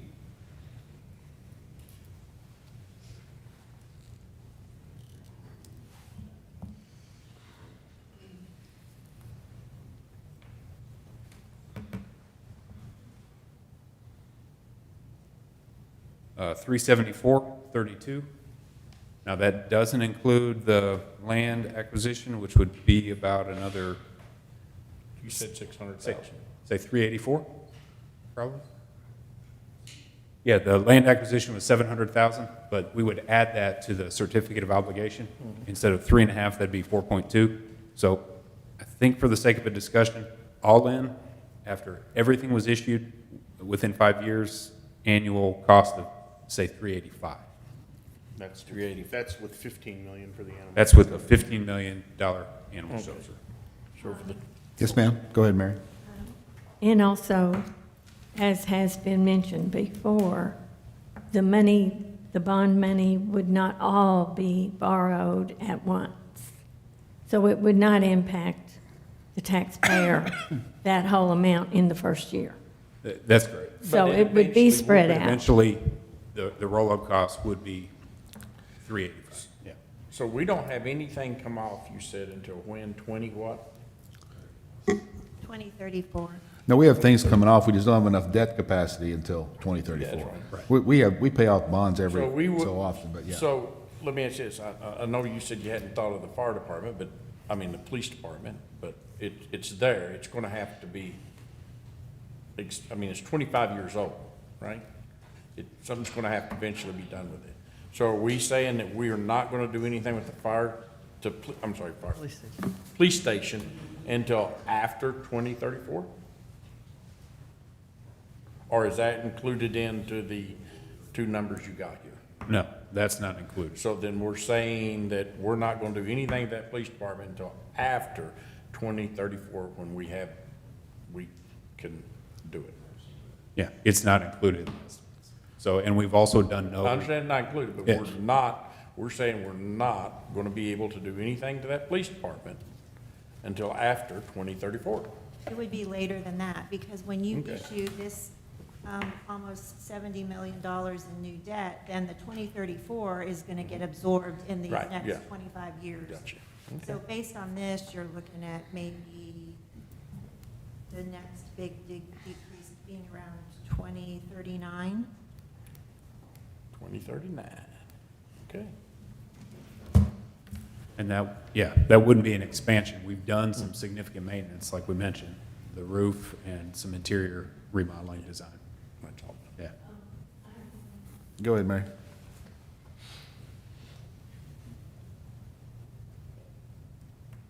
One other thought is, over a period of years, we will be borrowing this money, like I just mentioned. But also, our revenue has, a good chance of increasing during that time period. So, I mean, our revenue, based on sales tax, new property, et cetera, can allay some of that cost also, not only spreading over years, but having the probability of increased revenue to the city But so via are- sales tax and property tax. So is our operational costs are gonna go up, so it's kind of a wash. Well, and let's remember, we always budget very conservatively. We forecast very conservatively. That's why, as Kim mentioned, the 2021 bond, we did not take as much bond debt capacity and much tax rate increase as we were allowed. We took less because we budgeted so conservatively. The same with the Bailey Boswell bond from 2012. We only used about half the debt capacity that we needed for that based on budgeting. So I would view this as the worst case, 384 a year. This is the worst case scenario for this. Will it be better? I hope so. I can't tell you that, but I can tell you this, it will be no worse than this. That's when we get the budget awards everywhere. We're very conservative how we budget and what's the money, and we don't expand staff very much either. We're probably short-staffed on certain areas that we should be because we're trying to watch the dollars. And as long as we have Kim Quinn over there, she will lose sleep over this, but she will keep us straight and narrow and keep us very well sound financially. So Gabe, go ahead. Mayor and Council, if I could just, and I think by my notes, we've got two things we're going to come back to. Again, we don't need to make a decision tonight. It appears there's agreement for $3.5 million for the fire department, $700,000 for land acquisition. Is that correct? That'd be $4.2 million. The council would issue. And that's COs, that's not a bond election, That's correct? correct. Okay. 4.2 million. So I'm writing that down. Does that accurately represent everyone's feelings? Yes? Okay. And the 38 million would be for McElroy and industrial. That would go to voters. The caveat I think we had discussed is once we get our updated pavement condition assessment, we may come back and look at West McElroy. So if West McElroy is worse than Park Center, then we would probably make some recommendations to y'all to change that up. Right. Is that fair? But that would be That would not be a bond project. bond impact, Yeah. right? But as far as bonds, or at least as far as agreement is now, the 4.2 million, fire department plus land acquisition, 38 million streets. Is that correct? Yeah? Okay. So all we're, And then we said parks. right, and I think we're gonna come back for some dollar amount. BRAC is gonna, We put 6 million as a placeholder. okay, but that's, So no more than 6 million, but it could be less depending on what we come back from the parks. Yeah. okay. I'm assuming, and I just spoke, is everybody okay with the parks, Yeah. parks number? Okay. Yeah, so Pending details. the multi-million-dollar question is the animal shelter, which, All right, the number that we're banting around is 15. Well, I mean, here's the thing. Correct me if I'm wrong, I think everybody on council agrees that we need to have a bond for animal shelter. Yeah.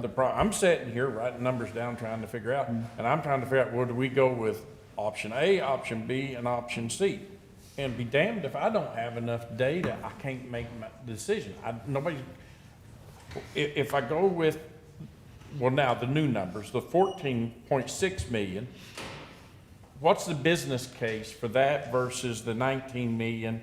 And I never did get the number for the last one, because I know it ain't 20 million. I know you said 20 million, but that's a 2025 number. So what's the 2027 number for the all-in? so I appreciate Councilmember St. Clair's thinking. The reality is we're fighting inflation when we build it.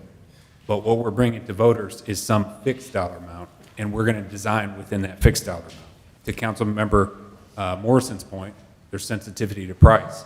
I feel like you and we have in the market, a reasonable estimate per square foot of what a facility costs. So if we pick some amount, these questions, your questions, I can't answer, but they're going to be answered in the design process. Here's why. I deal with this all the time. I dealt with this all week last week at my job, trying to figure out, having to come up with business cases to justify my 2020, my budget this year, right? Same thing. If somehow I can't make a differentiation between these three and what it's going to get me or not, then I'll just go with I'll do like my bosses do me at work. I'll just go with the lowest number, which the lowest number I got so far today is 12 million. And that's, I'll sucker right in there and that's all I'll vote for. Sure. So either help me get to these higher numbers or I'll vote for the 12 million. Yeah, I mean, again, I think Councilmember Morrison did a good job. Let's say the magic number is 12 million. Let's say voters approve it. We deduct out the site-related prep costs. Whatever building is built and designed with that money is much better than what we have now.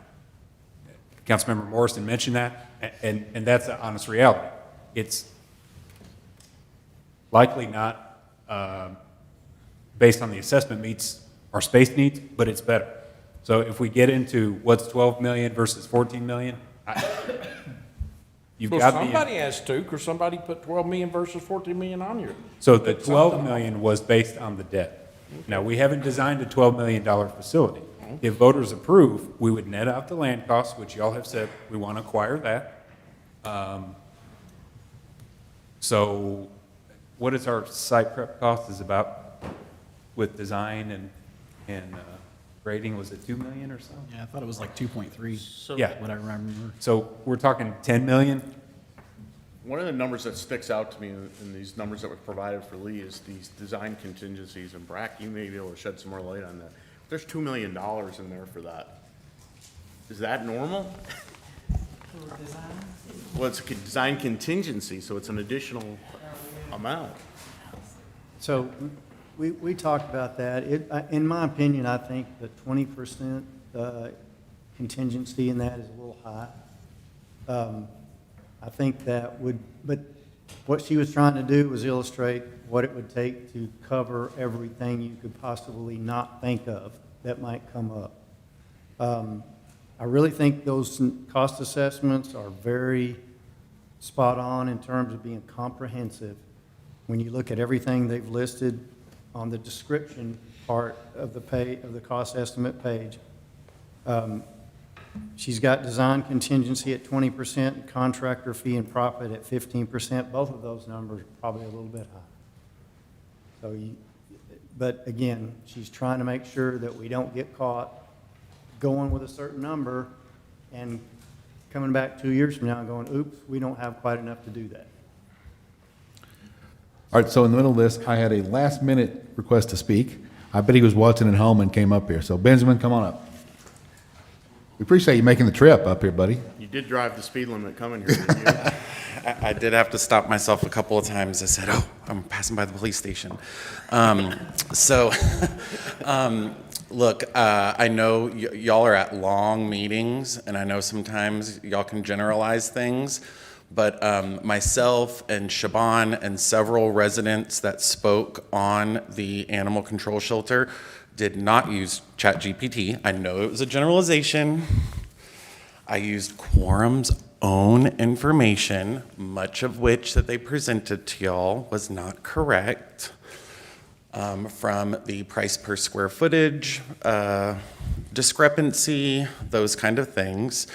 I know y'all have been working on this for a long time. I think maybe what Councilman Morrison was maybe trying to get at was like, it's not necessarily Quorum or Animal Arts, it's the numbers of intake that they were given. I think if you looked over a 10, 15-year history of the animal control shelter, there's ebbs and valleys, peaks and flows. Maybe when they got the numbers, there was a peak. And then one other thing that I heard was the average home value of $266. My neighborhood, I think the lowest is probably about $360. So I know y'all are taking that into account, but there's lots of neighborhoods like Creekwood and others where, you know, the bottom is 400. So some of the numbers are going to be 2.5 times. Just wanted to put that out there. Thank you so much for your time. Thank y'all. Hey, thanks for coming up here, man. Appreciate you making the trip. No, I give Benjamin a hard time. He is very passionate, and I appreciate your passion for the city. I really do. Thank you for caring, because a lot of folks don't. So you do, and I appreciate that. Okay, go ahead. Benjamin and I are friends. We disagree on this subject. And I'm still your friend. So I would respectfully say to Benjamin that, yes, you are correct. Your neighborhood is more expensive. Right. But there are neighborhoods that are less expensive also. Definitely. All right, so back to the question at hand. Where are we on an animal shelter? I know we've had asked a few questions. Do we want to stick on a straw man tonight, get some more information, finalize next time? Where do we think we are? We've talked about a lot. We've got a lot of information out there. We've got some data, some numbers. I'm happy where we are with the streets and with the parks. So the question on the table is an animal shelter. And as Valerie said, we all agree we need one. Just the question is how big and how much.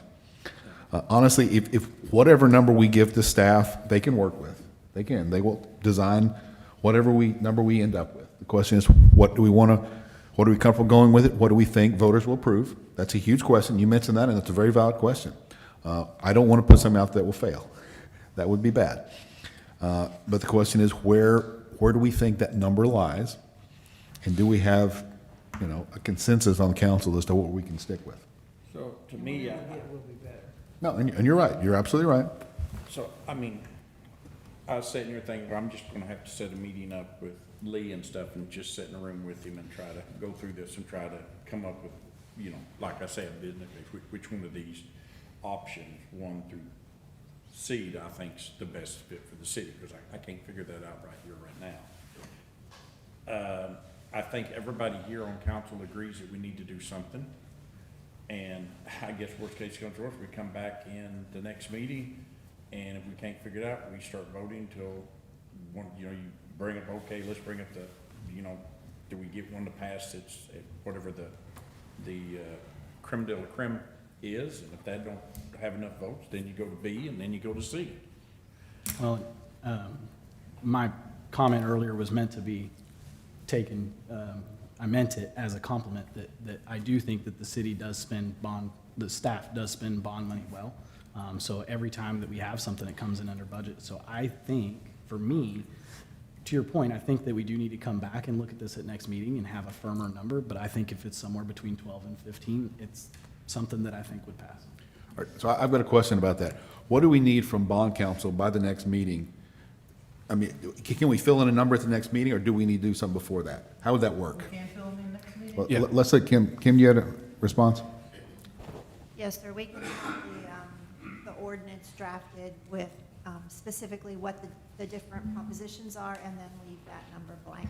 So we can have the information, say this is for an animal shelter, blah, blah, blah, costing whatever that number is. So we can do that? Okay. I don't want us to be hanging out there waiting on bond council, but it sounds like we can put a number at that point. Do you want to poll the council and get an idea of what our numbers are? Let's let Mary speak first. Okay, Mary, one more thing. Okay, I think these are my last two comments, and they're short. We don't quibble about the price of the street improvements. We accept that figure. Oh, this is how much it's going to cost? Okay. Actually, I have 3 points. So why do we not accept what our professionals are telling us? Why do we not just blindly accept that, like we blindly accept the cost of the streets? I think we should blindly accept the cost of the streets. Professionals have made those decisions. We're not professionals. That's one point. I've already forgotten my third one. But my second one is, here's how I believe voters vote on bond elections. There's 3 groups. 1, I am voting against every bond election that is ever suggested because I don't want my taxes to go up 1 penny. That's one group of voters.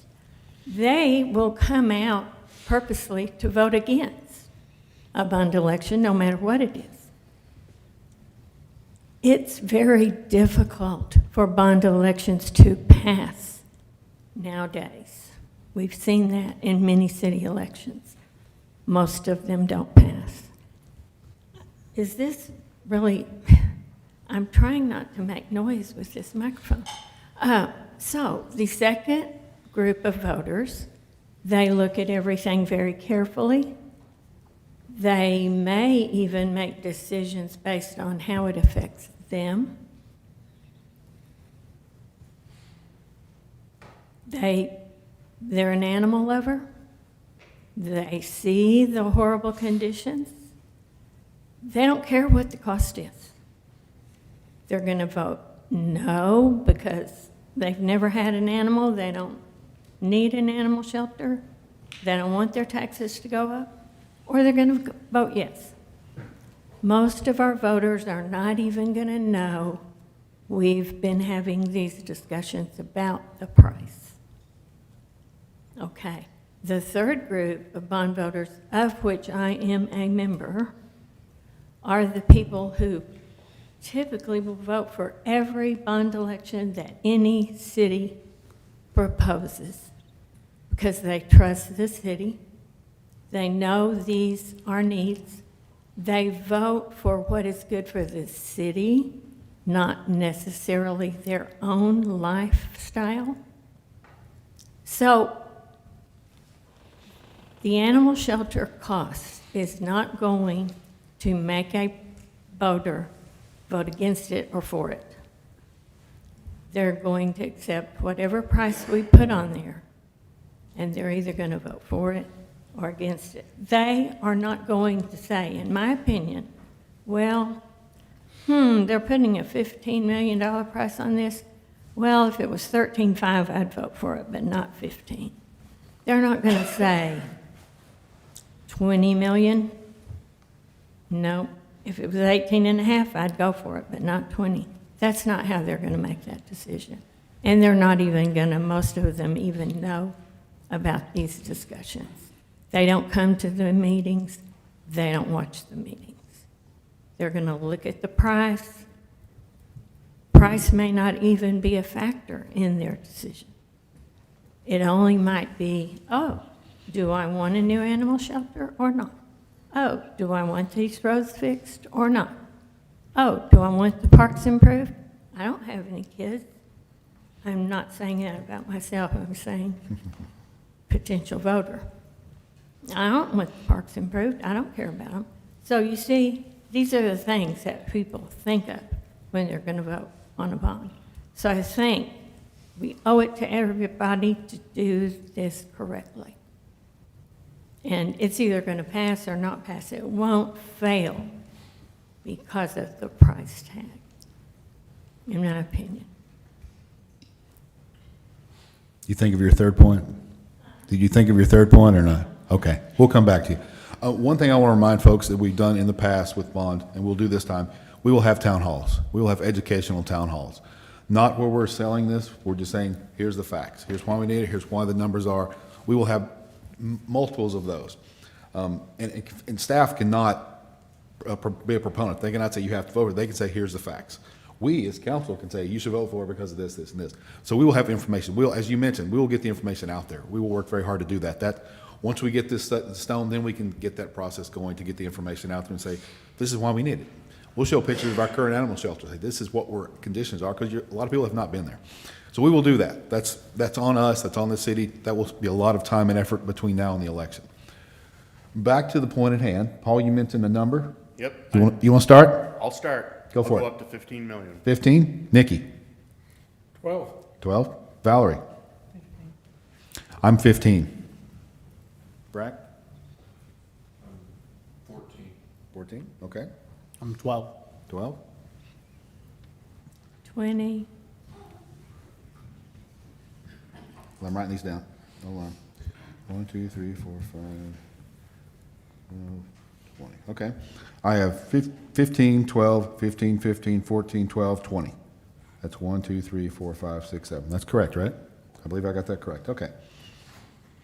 With that being said, if I get data and business case to say that, hey, we really need this, and like I said, I'll set up a meeting with Lee and go over it, my number could change.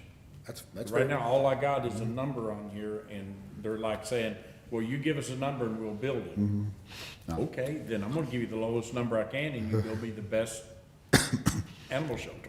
I'm not holding you to a number we won't hold you to this, but this is one to get the information out there and get the conversation going. So, all right, I think we've beaten this horse pretty good tonight. A lot of good discussion. I appreciate all the data from folks. I think we've got some action items between now and then. Is there any other information that staff needs to make this work between now and then? Do we have everything we need? Kim, do you have everything you need to get the bond council going? Okay. All right, so we're moving on to, we still have 3C, work plan workshop. Gabe. Mayor and council, I'll keep this really quick. So for those in the crowd listening, and as a reminder, the city council establishes priorities for the year through adopting a work plan. This is done by resolution. Asking for no action tonight, just to be thinking about projects. I sent you all a email, and I'm sure this was the first thing on your mind. Wednesday, December 31st, New Year's Eve, at 10:19 a.m. So I'm sure you, at your New Year's Eve party, were discussing this. I'm not going to, unless you'd like me to, go through in much detail the 2025 projects, because we've made good progress. I will focus on, I'm just gonna kind of roll through the projects that y'all have told me are a priority for 26. I'd like to open it up if there's any others we need to add, and then the end result is we'll bring this to the council as a resolution to be adopted by y'all, and then we report out. Community Garden Committee, I think that was the members we solicited recently and were approved like the last meeting or so. We talked about the costs associated with the relocation of the depot building. I think, and I don't need an answer right now, but I think everybody was kind of the opinion to leave it where it is, although it does need a substantial amount of renovation work.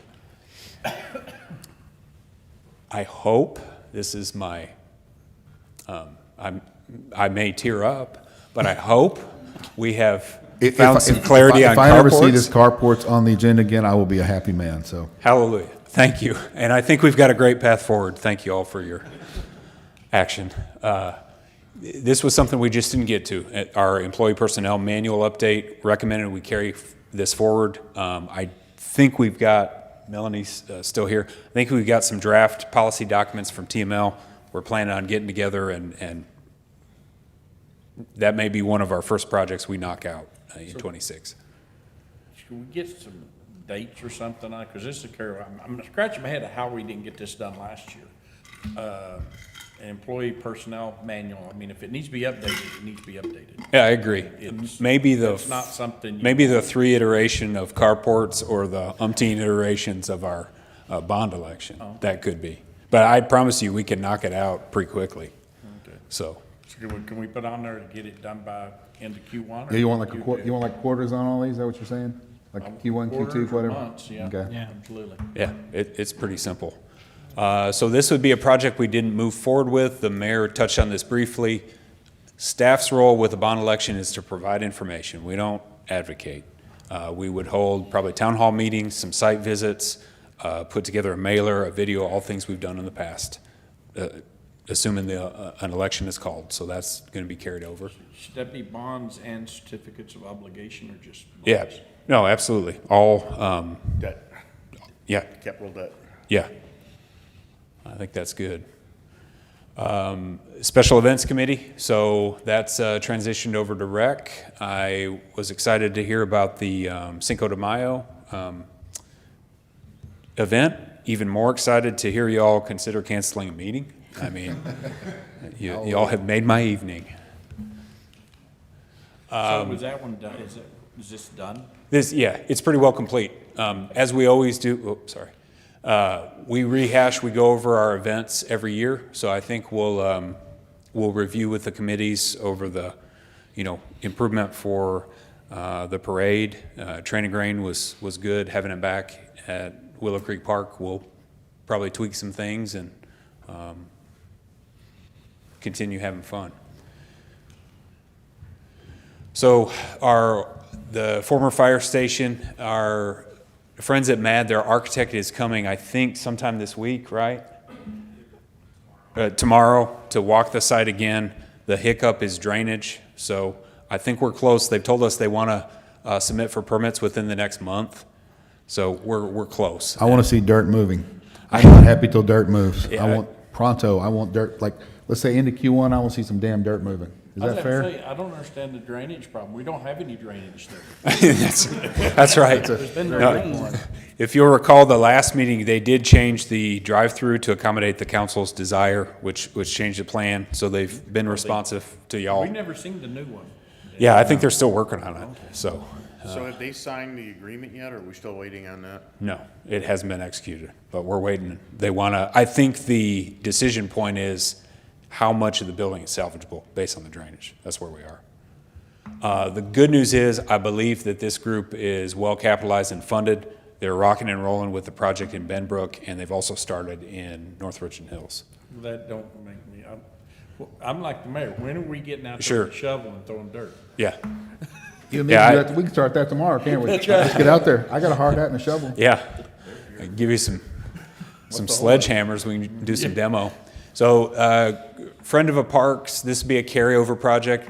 My understanding is this was discussed briefly with the Parks Board.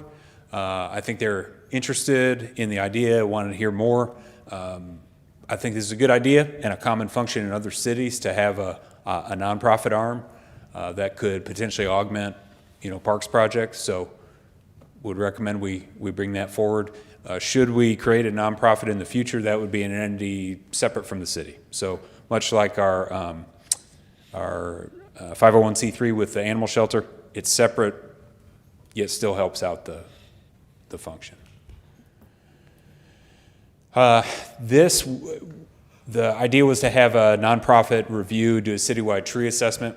We didn't make progress on this other than we have planted our trees that the Councilmember Lawson sort of spearheaded that a few years ago to replant a certain amount of trees each year.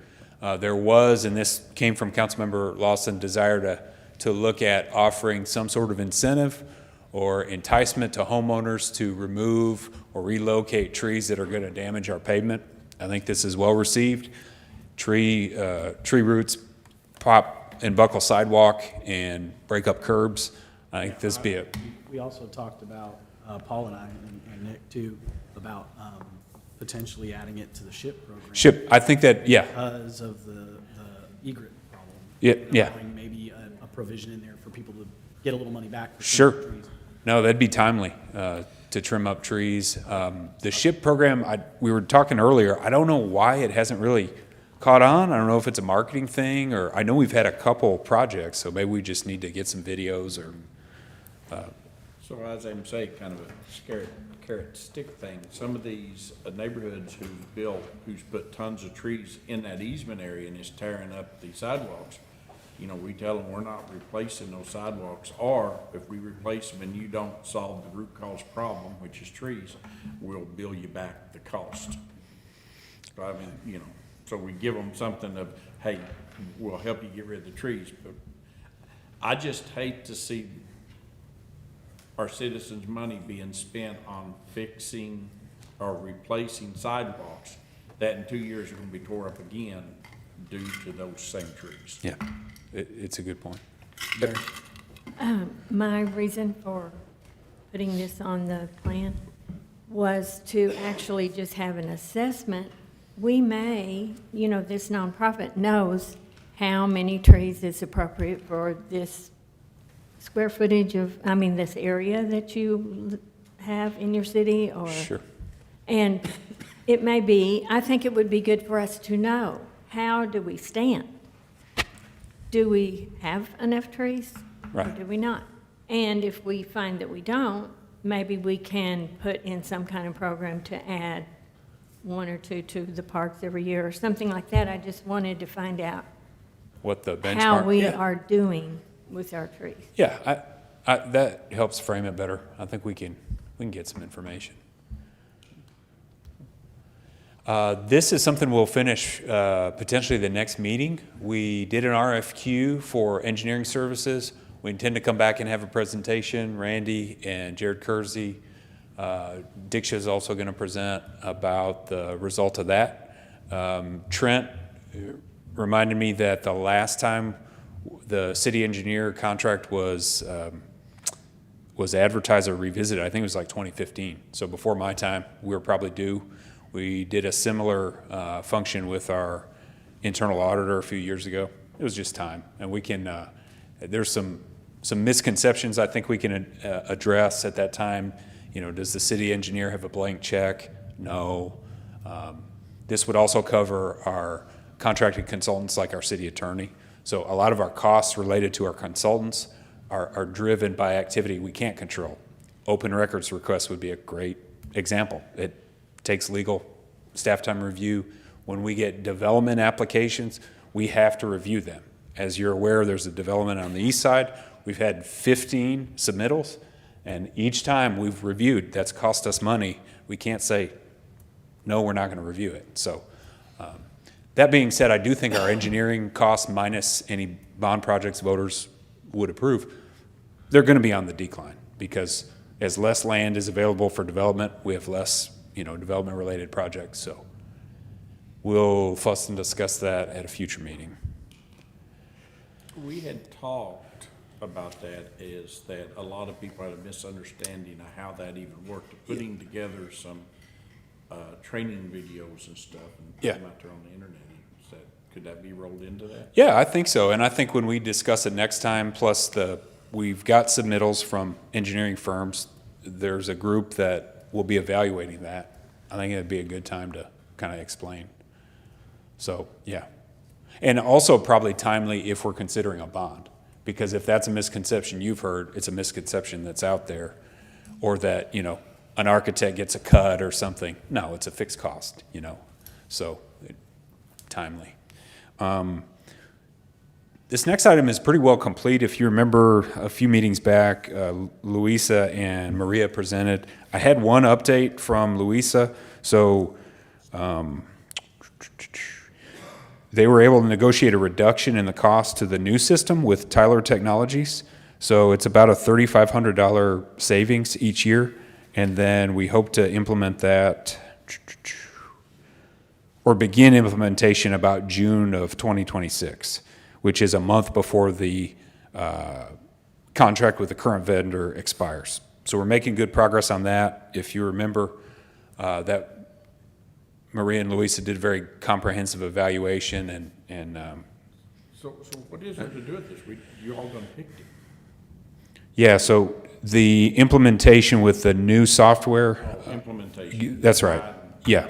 I was gonna say, Yeah, it's a Tyler technology project, and instead of 21,000, which is what we brought to you, sounds like it's reduced to about 17, a little under 17.5. There's a one-time cost to implement, but it's always good to save a little change, and I think it'll be an so improvement. this is to bring it before council. I guess the contract's up in 2026? 2026. So it would come before council and we would then adopt the new. Okay. Are y'all confident that you can get going in 1 month on the new software?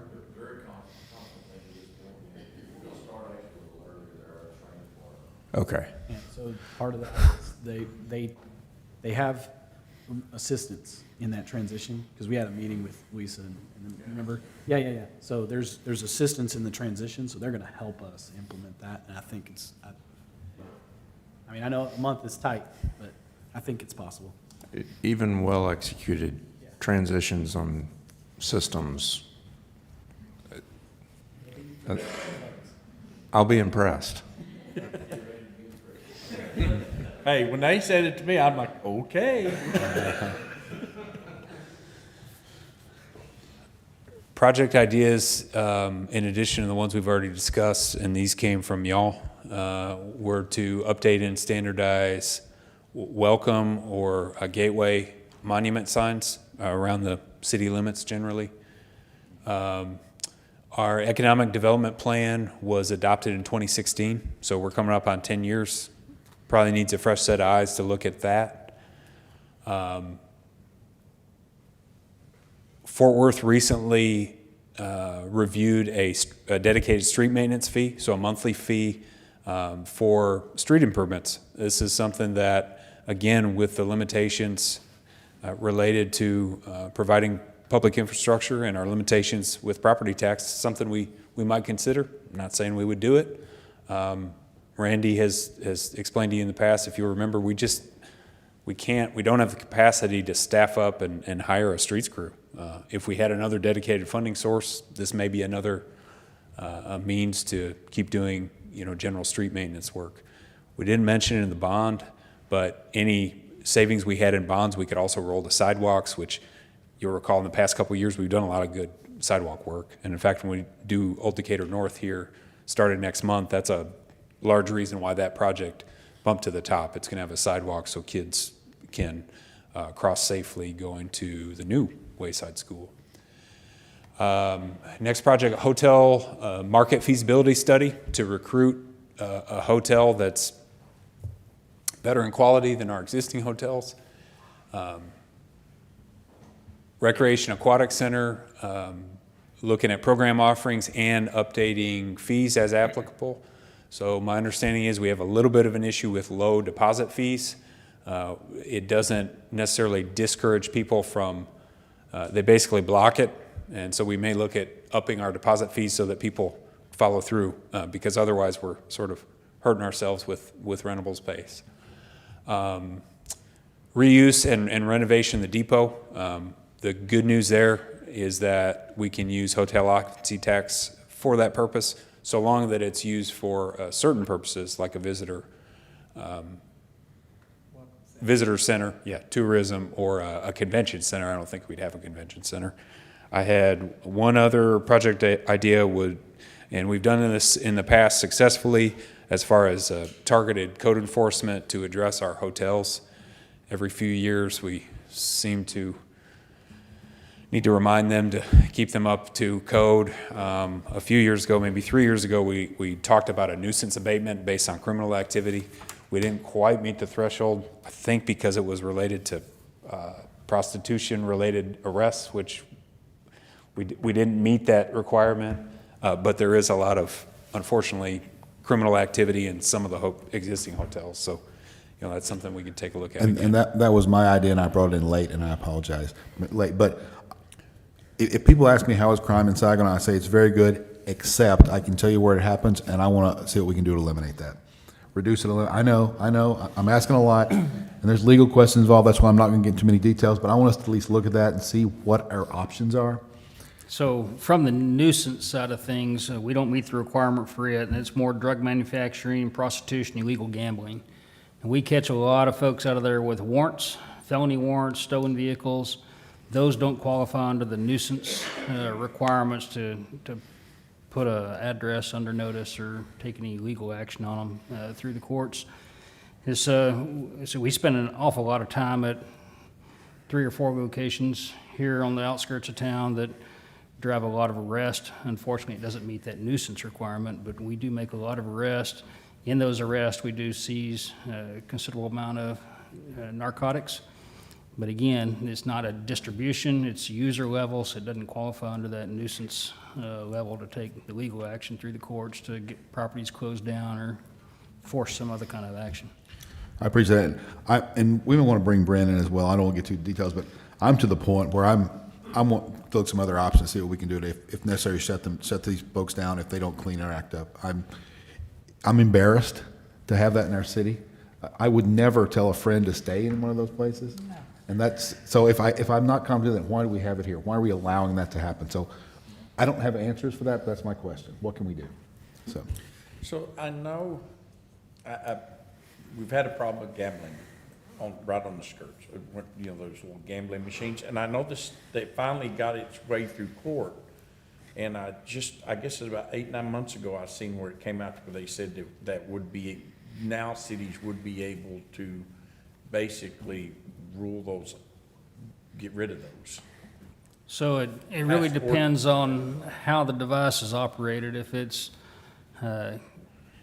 toys and trinkets, things of that nature, it doesn't qualify. There has to be monetary value to it, more than what your play level is. So if you put in a quarter, it can't be worth more than a quarter typically.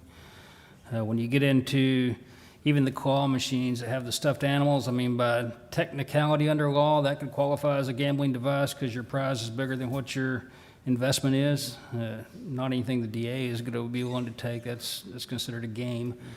But what we've run into in the past is you start seizing machines or things of that nature, the cost for storage until time of trial far outweighs any benefit that you get. So we handle that through citations when we can prove up the cases on that. But the majority of gaming machines that you might find here in town at service stations and things of that nature, they don't offer any kind of monetary value to the prize that comes out of it. So you may get a voucher for something, and that's classified a little differently under the law if it's a voucher versus an actual prize. So a lot of coupons come out of them. And I'm sure that if you are a habitual user and they know who you are, things might change a little bit, but when we're in, they're not given any kind of awards or prizes that would violate the gambling statutes.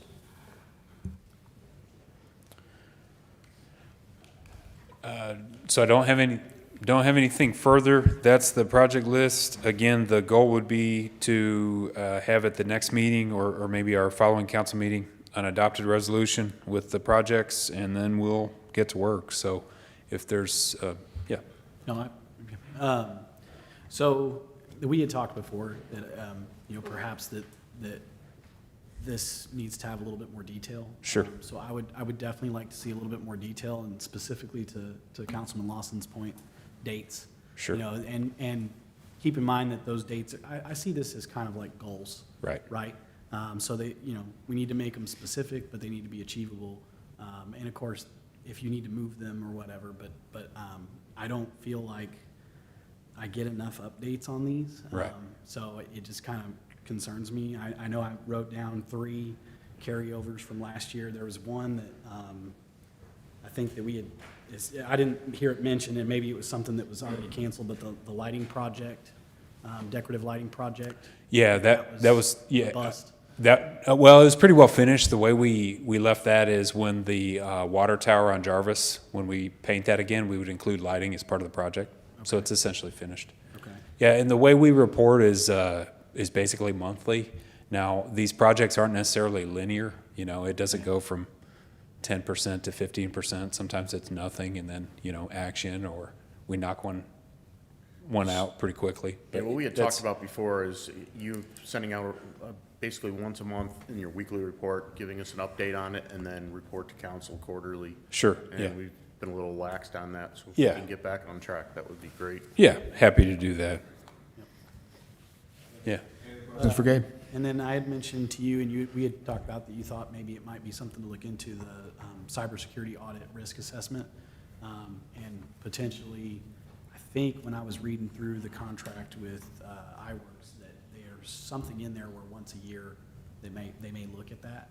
So Sure. just research that, and then, I'd like to see more info about that, because I know we've been attacked before. Yeah, we have. So I want to make sure that we're doing everything that we can to, mitigate vulnerabilities and reduce those if we can, and secure our citizens' data. It's a good one. We can add that. Well, I know they're sending out emails, because I got one the other day, and I sent it to Craig as a phishing thing, and he sent back and told me it was from the company checking to see if I would click on it. Really? Yeah. Oh, that's sneaky. Yeah. Yeah, and we have a service dark trace, so they're, assessing threats, and I think we could get our consultant out to present, but, that's good. It's probably time to take a look at it. That's a good addition.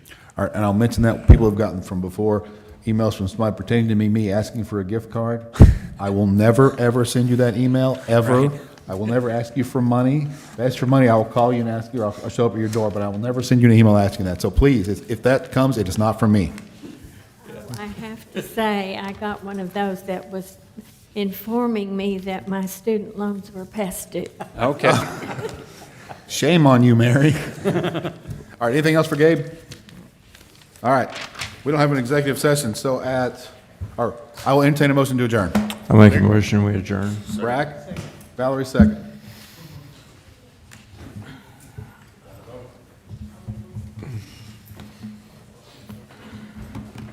Let me know what you think of it. I will. I've got some fresh baguettes I made yesterday. Mary. Fresh what? Baguettes. Oh, okay. At 9:56, we adjourned. Thank y'all.